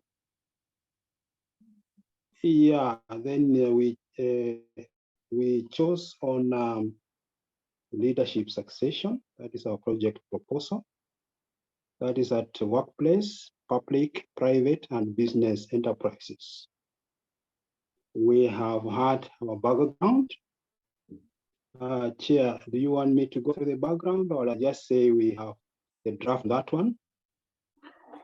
Yeah, probably of interest will be mostly the problem statement and the objectives. Okay.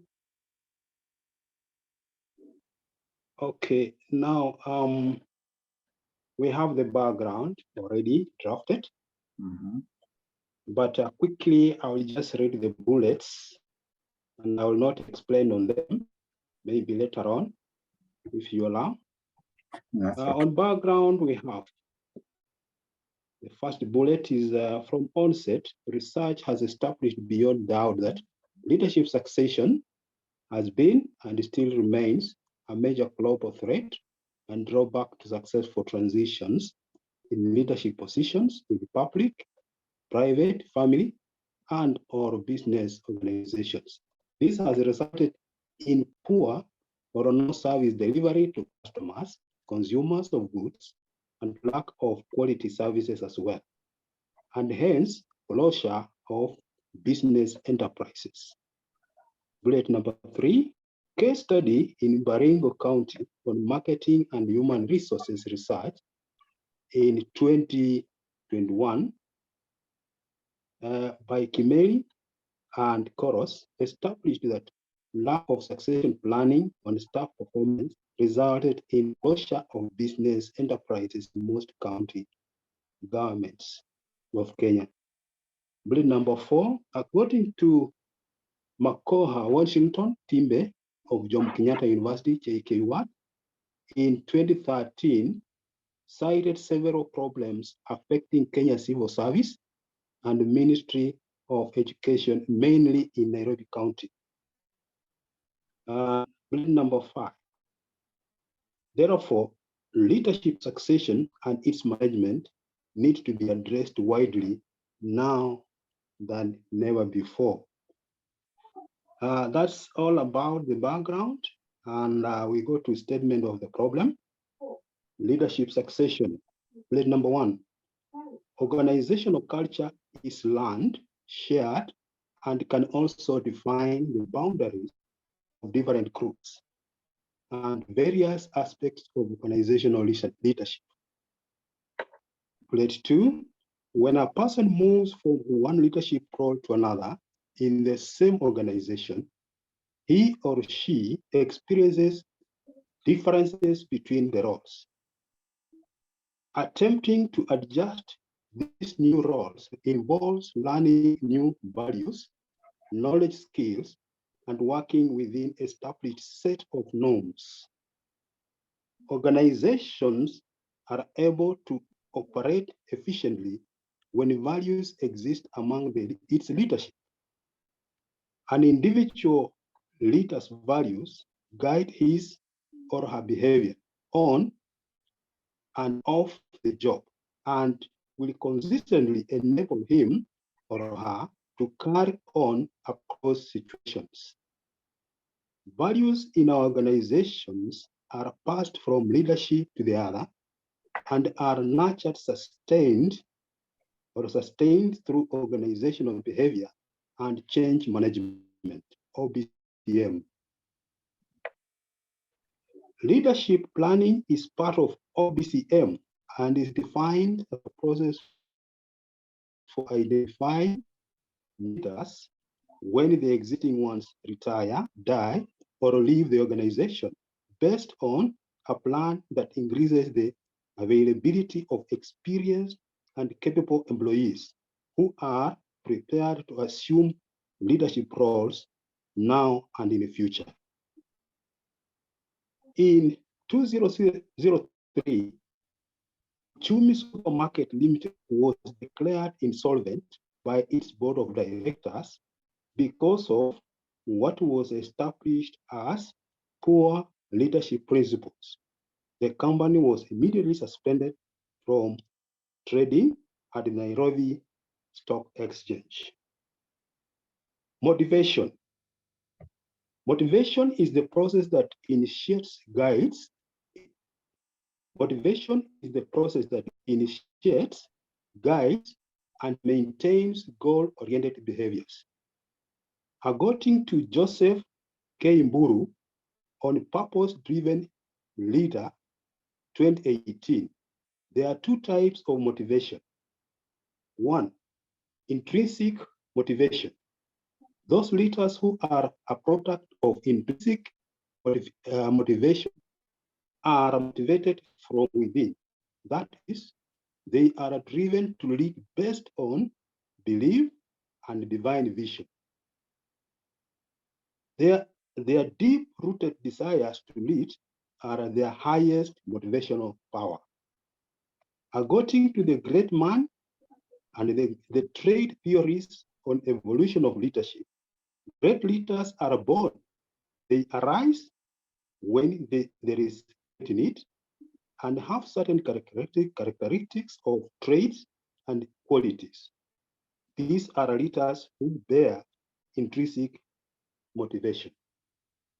But two, extrinsic motivation. Extrinsically motivated leaders extract their motivational stimuli from outside. That's money, assets, or fame. They desire to perform a task. Mr. Wafula? Yes, please. I see you have already gathered quite a lot. Yeah. Yeah, so maybe for the interest of time, one, I'll request that you can share with me the write-up so that I can be able to go through and share more input. But specifically, what actually we are looking at, what needs to come out very, very clear, and I've been able to pick it from your background, is the problem statement. What problem are you addressing as a team by undertaking this research or by coming up with this project proposal? So the specific problem that we are addressing, you have mentioned the issue of businesses closure of businesses or organizations, and I think that can be an issue that maybe you are focusing on, if I'm not wrong. Okay, yeah. Now, in fact, that's why I requested whether I can just read through or I can just mention where I have reached, where we have reached as a team. And actually, I was ongoing. And the only thing that maybe as a team we were struggling with is normally they give the number of pages or the number of words to be used on each particular session, so that actually you are restricted within. But now I'm taking a lot of words and pages maybe where maybe we are not guided. Otherwise, as you say, I have written quite a bit. I mean, I've drafted quite a bit on motivation. That one requires refining and giving summary form. Then after that, now we have the objectives, which are just a few bullets. Yeah, probably you can then mention. I think that will be over. Yes? Sorry, kindly mention the objectives, just the bullet. Okay, objectives. Now, as a team, we always, we wanted to, on every section, to make it clear what the meaning of that one is. For example, here on objectives, bullet 1 is objectives are outlines which give the purpose of, for example, GLN study, especially on leadership succession. Based on the project title of this study, leadership succession will be outlined in one classification only, specific objectives. The other outlines will have been broad and strategic objectives. But now we're only looking at specific. Specific objectives, bullet 1, to identify the leadership succession practices being carried out in the community or organization. 2, to assess how leadership succession practices create impact on organizational leadership. 3, to identify areas where leadership and management can be matched to achieve effective succession in organizational leadership. 4, to identify benefits that accrue to the organization by practicing leadership succession.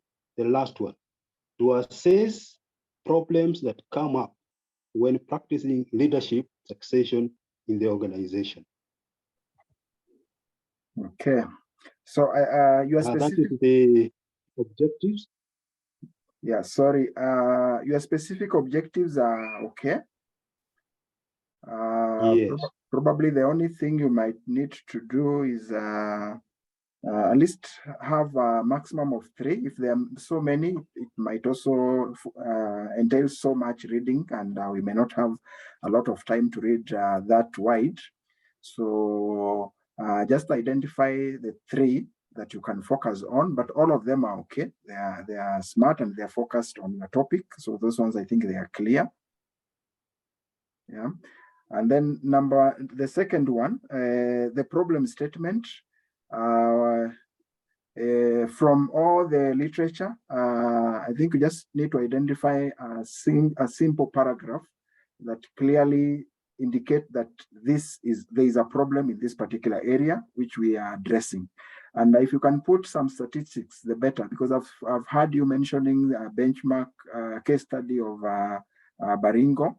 So try to paint this picture, how bad the issue is, how maybe the failure rate of businesses and organization, and the connection to the succession issue, so that when we are now explaining the problem statement, it just becomes very precise that there's a challenge, businesses are failing, and we can connect these two issues of succession. And that's why now we felt we need to address this particular problem. So I think for the interest of time, I think we'll just note, and then the others will also present, and we'll actually continue to learn from each other, see how how far we have gone. And these comments, I'm sure they apply to all of us, not only to team 1. So also let's be thinking through our presentation. If there's an area we also need to address, we can take note even before presenting. For the motivation, why is this topic very important? Why is this topic very important? You had a choice probably to select so many topics. Why did you decide that this is the topic that you want to focus on? So that's what we want to come out strong in the motivation. Yeah. So it's a question of why. Why are we addressing this particular problem? And it also is also just a simple statement, maybe maximum of a paragraph, explaining why you chose this topic and why this topic means a lot to you as a team. Okay. On that one, actually, there's an area, for example, these objectives. In my introduction, on our introduction here, we are looking at three objectives or three types. Now, if we go to broad objective, that one is very wide. If we go to strategic objectives, that one is where now we have the references.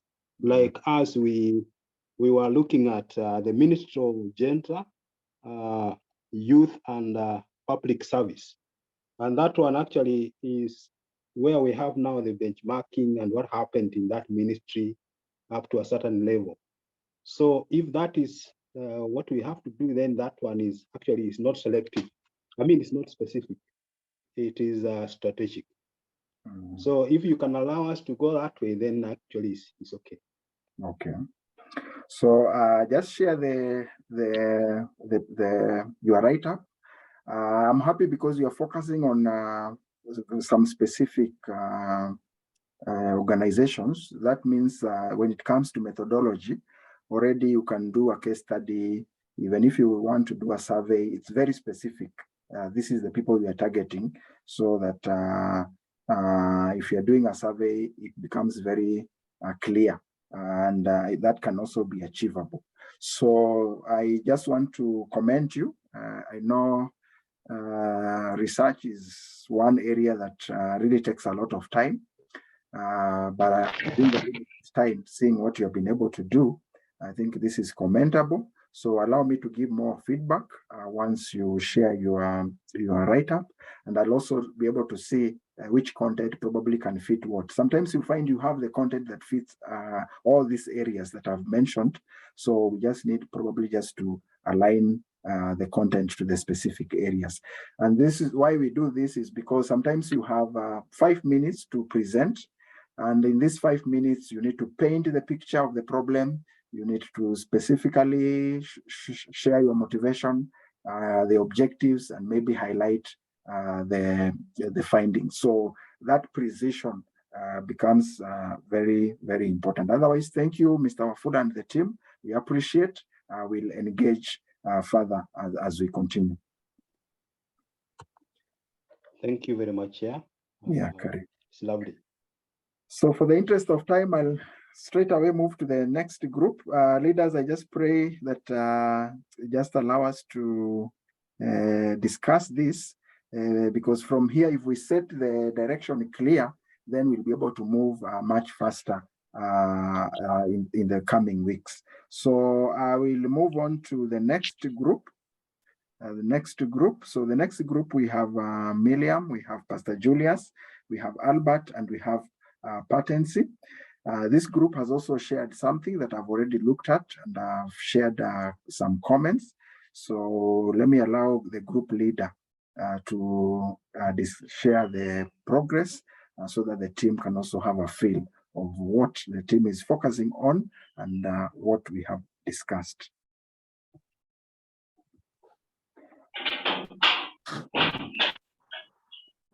So, okay. Good afternoon. Good evening.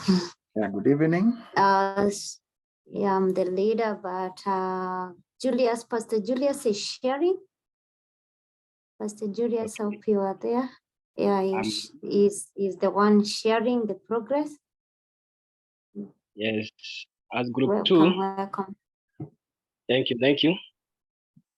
As group 2, we managed to come up with a program for the topic, pre-teens to teens transition.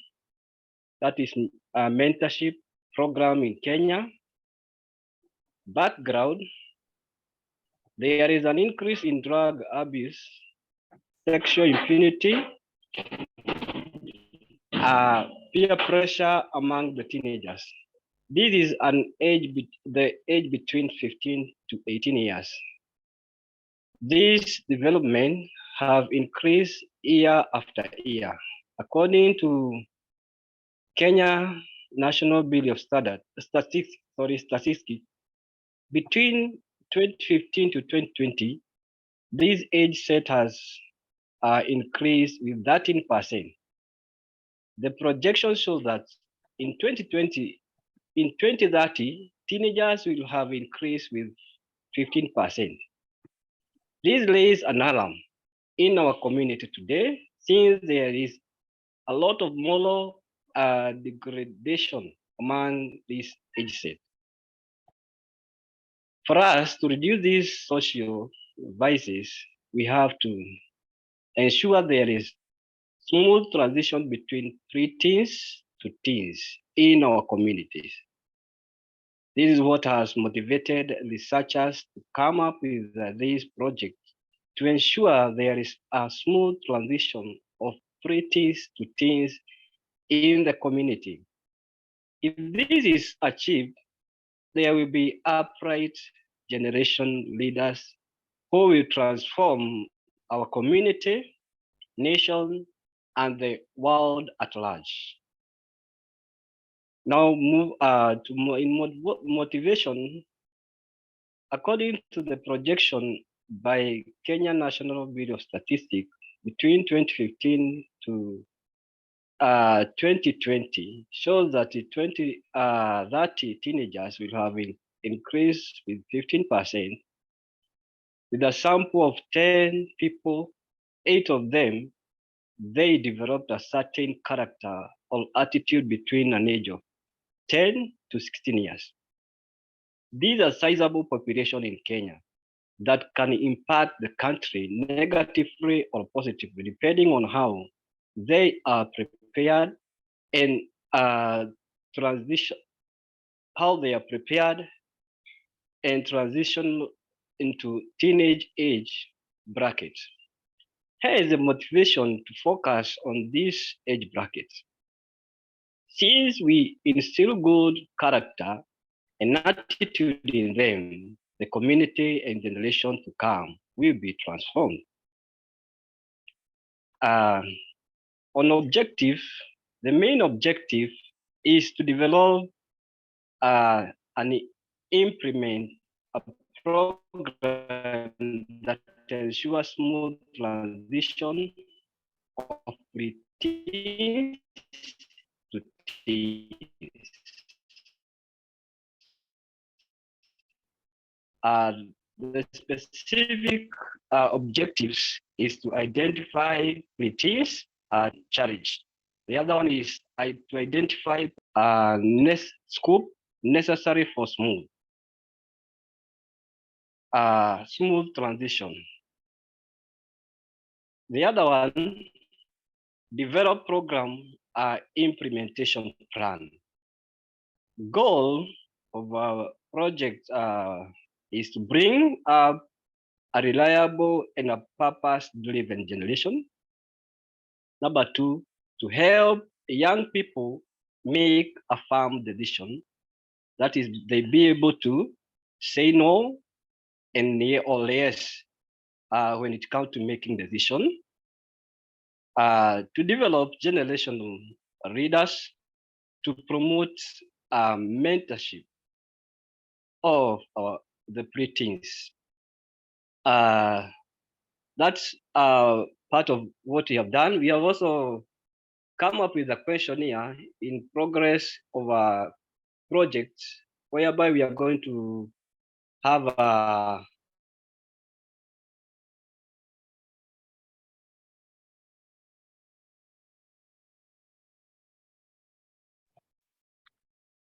We seem to be losing Pastor Julius. Yeah, I can help. I don't know. Okay. Okay. Yeah, I think Miriam, you can proceed because you won't be able to do the whole sentence. Yeah, I can help. Pastor Julius, you can mute for a minute. Okay. Okay, he was talking about us coming up with questionnaires. We have developed some questionnaires to collect some data among we'll use it to collect data among those who are leading the teens and also the teenagers themselves. We will be distributing the same in different communities and churches and places we are in to collect some data. Also, we are still working on the other parts. We decided to go step by steps. By next week, we normally meet on Wednesdays, and by next week we will be almost done because we have divided some roles and we are working on them.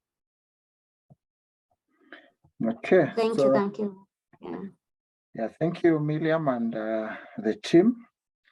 I think since I've already have looked at your work, I may not share a lot of comments. One is if you're undertaking a survey, then we need to be very specific in the scope. I remember the topic had mentioned something to do with Kenya, program in Kenya. So we might need to zero down on a particular area, and then the sample, your survey will now focus around that area, yeah, so that we become very specific. That can be the pilot. If it works out well in that particular area, again, now this can be replicated to the whole country. So just think through which particular area are you going to get the sample, so that now we zero down even the topic to that particular area. But the literature can cover more than that particular area. And then also think about the methodology. Okay, already survey is one of it. You have mentioned a survey, a literature review. I'm sure this is all part of the methodology. If there is a case that you might study where they have implemented pre-teen to teen program, you can also explore and see if there is a case that you can be able to benchmark. So those are my comments. Any clarification? Thank you. Or we are okay with that? Yeah, we're okay with that. Thank you so much. Okay. How about the team? Any comment for this group? Then we can open it up if there is a comment before we move on to the third group. If there is none, allow me to invite team 3. So team 3 again will just be, let's mention the topic, the problem, the motivation, and the objectives. And then maybe the literature, we'll be able to go through the literature later on, and also the update in terms of the group, all members participating. If you're having any challenge, I think that's also good for us to know. So I'll invite Mr. Maneno, who is the team leader.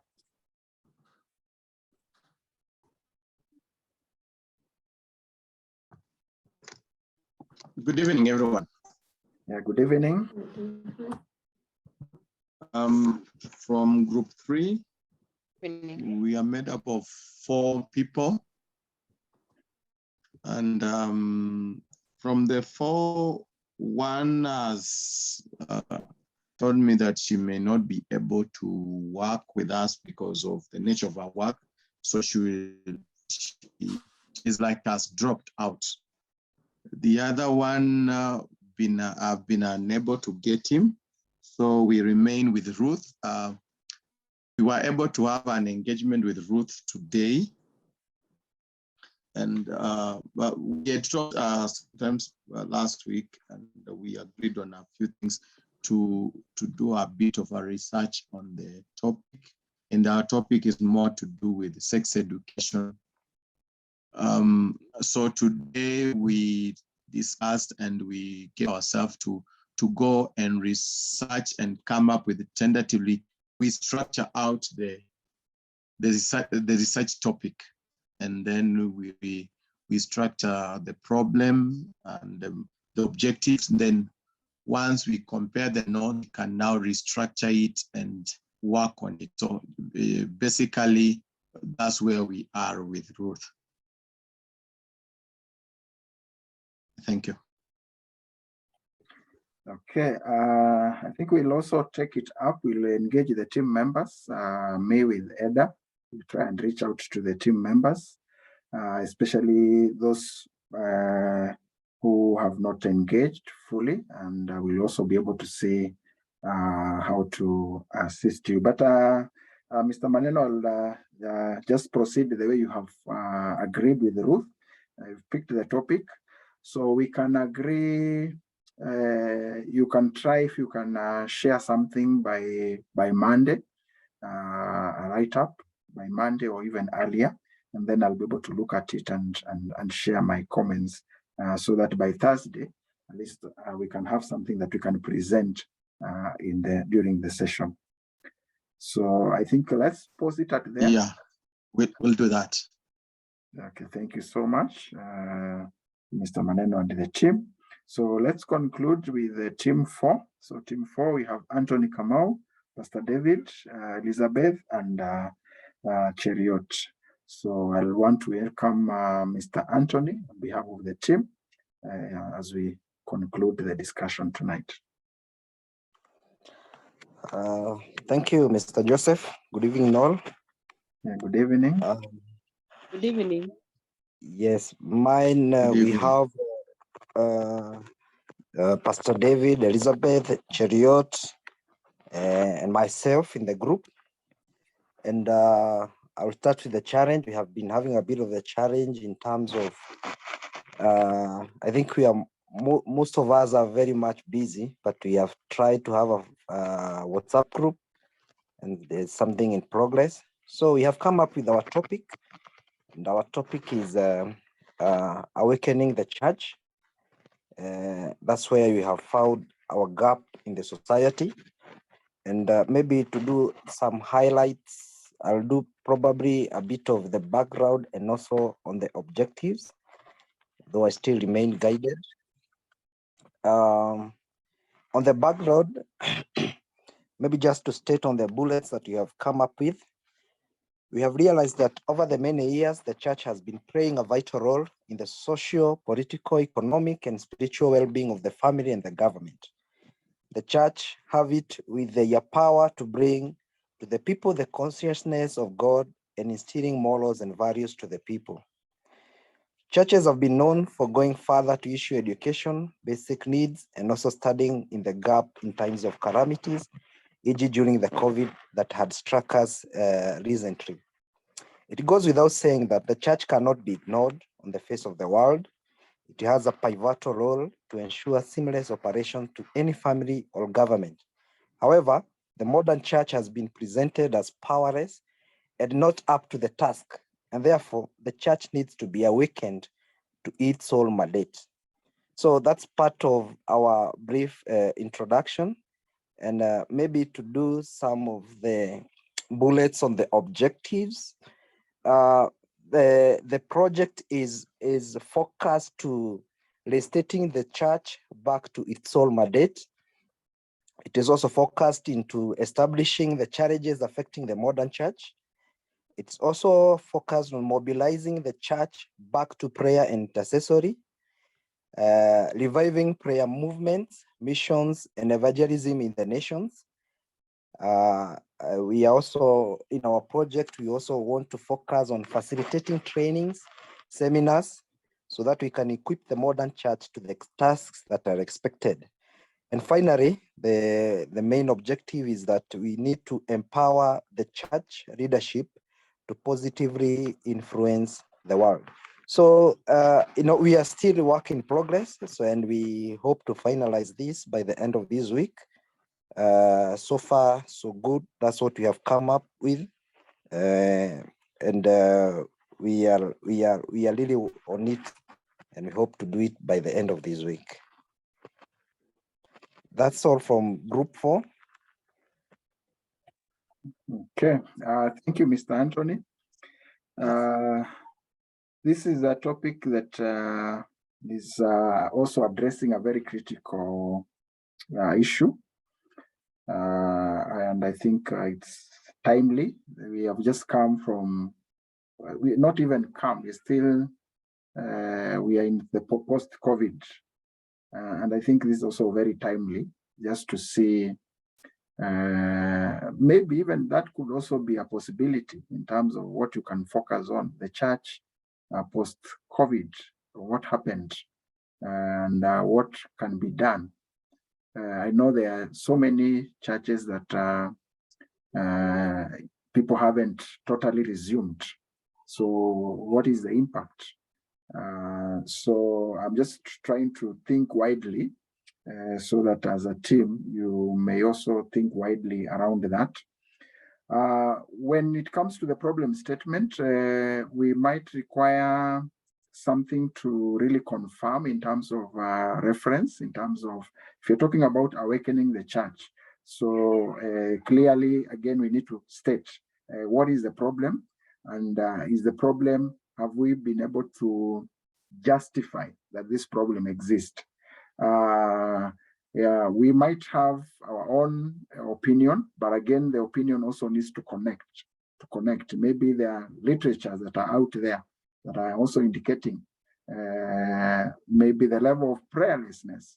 Are we able to show the level of prayerlessness from any study, from any literature?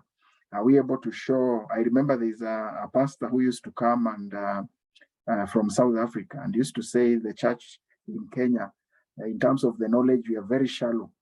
Are we able to show the level of knowledge? So I think this is something that I'm just jogging our mind. As we start digging into the literature, we might start pulling some of these things from the literature. And that will help us to really indicate, even if you want to focus either post-COVID or even before, whatever direction you may want to take, we need just to bring it clear that these issues are there and we can be able to reference, we can be able to show from the literature. The topic you're also addressing, if you want to do a survey, there are so many people who can respond to this. So it's an open check. Whatever methodology you choose to use, I think we'll have the respondents quite readily available. So let's just build on the write-up, include the references. I don't know how soon you can share what you have. I look at it and also share my comments with you, Mr. Anthony. Yeah, I'll share on Saturday. Okay. Yes. Yeah, so that at least I'll be able to also give you some further guidance and share with the team that we work with. If there are also the literature that we might be able to pull through on our end, we'll also be able to share the same literature with you. This is something that I'm sure you will also help so many other churches, because what happens after the project proposal, sometimes we pick some projects that can be presented in forums. Yeah, so if there is a project, you have undertaken a project, maybe there are those who tend to focus on something they can implement, which is good enough. And when they are done and they are ready, they implement, they go on and implement. There are those who focus on an area of study, which comes up with knowledge that can be shared. So if you come up with some knowledge that we feel this is very important, we need to disseminate this information. So if there is any forum that we are having, we also call the teams back to come and share their project proposal as part of the knowledge and information sharing. So at the end of the day, we look at what you have come up with and also see those who can implement they'll be able to move on and implement. We have a case of someone who opened a health center as part of the project proposal and registered it as a community-based organization. So we don't restrain too much. We allow the project to take their own shape, and with our guidance, we allow you to just take the direction that you feel will work out best for you. But the structure, the problem, the motivation, and all that, they are all similar in all they cut across. So I think I'll post there, and we are going to stretch a little bit for the next 2 weeks. This normally happens at this level in every cohort. There's a bit of stretching when it comes to this level. Sad enough, sometimes there are people who are not able to keep with the pace, but we try to follow as much as we can. At least we do 3 attempts. If someone is not totally able to engage, then we just allow the process to take that direction. But we'll be there to give you a lot of support to be able to ensure that all of us are able to successfully complete. And I think the process itself, you will realize that you'll be able to dig out a lot of information that will not have come up without going through such a process. So team leaders, Mr. Wafula, thank you so much for leading your team. Miriam, thank you for guiding your team. Mr. Maneno, we appreciate, and Mr. Anthony, good work. We are looking up to something that actually will be very, very useful to our leaders, the GLN leaders, and also to other leaders out there. So let's push a little bit. By next Thursday, I'm sure we'll all be somewhere. We shared the template, so remember to look at the template, start putting your information in the templates, so that as we start presenting on PowerPoint, already you have prepared your slides. So I'll post there, take any comment as we bring the discussion to a close. Mr. Wafula, I see your hand is raised, so let me start with you.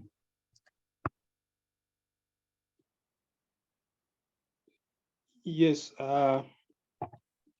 Chair, there is an issue here. I don't know, but when we come to communication, we find that communication is between 2 points. So you transmit and then you get a feedback. Now, we have experienced an issue where the chat is only one way, except for one who has been constantly been working with me. The rest are completely quiet. Now, I don't know whether they have talked to you. I feel that they should also talk to us so that we work as a team. That's my concern. Okay, thank you, Mr. Wafula. That is well noted. I'm sure we are following that with EDA, and at least the beauty with your team, there is an alumni there. So I think the spirit here is to try as much as we can to mobilize everyone where we can. But if we find there are challenges we are getting in terms of getting everyone on board, if you have 2, 3 people who are ready to move on because of time, let's keep moving on. And then we'll also be working on the background to see how to connect with others. This week, I remember I talked to a number of your members. I talked to Dr. Barbara. I also talked to Mary. So Mary, she indicated she may not be able to move on because there's something she's doing, but she has already enrolled for the next cohort. So we'll be working on the background with Eda and Mr. Mwangi around that. But I think for you, just focus on, if you have 1 or 2 people that are collaborating, please just proceed, as we'll update you on what we are also doing on the background. Eda, is there any comment on that, Eda? If I may want to maybe mention something. No, you've mentioned about Mary, who was maybe not unless we know about Nathan, because I think Pastor Charles has been in class, but I think he has been participating. Okay. Okay, so let's take it up with you, Eda, and then we'll also inform the team. Okay. Okay, so Miriam. Okay. I wanted to know the timelines, like because you've seen next week we are completing the classwork, that coursework. So when are we supposed to have completed our proposals? Yeah, thank you, Miriam. So next week on 18th, we'll complete the coursework, and we'll also have some time again to discuss the project proposal. And then by 25th, we expect to at least have a tentative, what we call, not really final, because I may not say we normally conclude. This is an ongoing process, but based on the template, by 25th, at least we need to see something that you have populated all the areas of the template. That means like having a draft 0.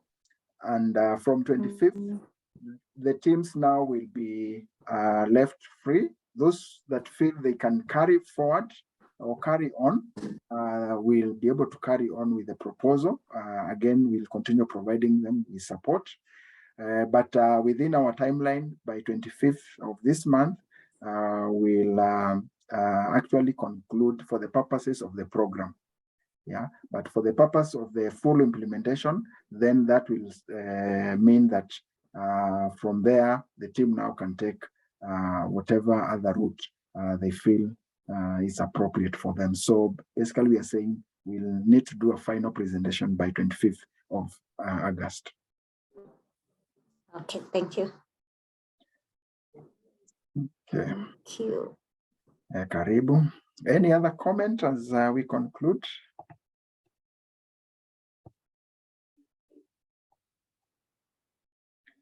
Okay, so leaders, I think we can call it a night. It has been very intense, but I think if we didn't do this, then we'll be leaving so much issues that needs to be addressed. That's why we felt let's not move on to another lesson so that we can have this conversation. So I request that you share your progress. We'll keep on interchanging, exchanging. On the WhatsApp group, we'll really engage the WhatsApp platform. So that by Thursday, I'm sure we'll be somewhere as we prepare for the 25th. If there'll be need to have any other session before 25th, we'll agree on that, because by 25th, we'll open it up. We'll also be inviting the alumni to come and be part of the audience on 25th. So thank you so much. Feel free to engage us at any particular point. If there is a question, always feel free to bring it to our attention. Otherwise, thank you. We can unmute and share the words of grace as we conclude the discussion. Okay, so may the grace of our Of our Lord Lord Jesus Christ, and the love and of the love of God, And the fellowship of the fellowship Holy of the Holy Spirit Spirit be with us now Spirit, and forevermore. and and forevermore. Amen. Amen. Amen.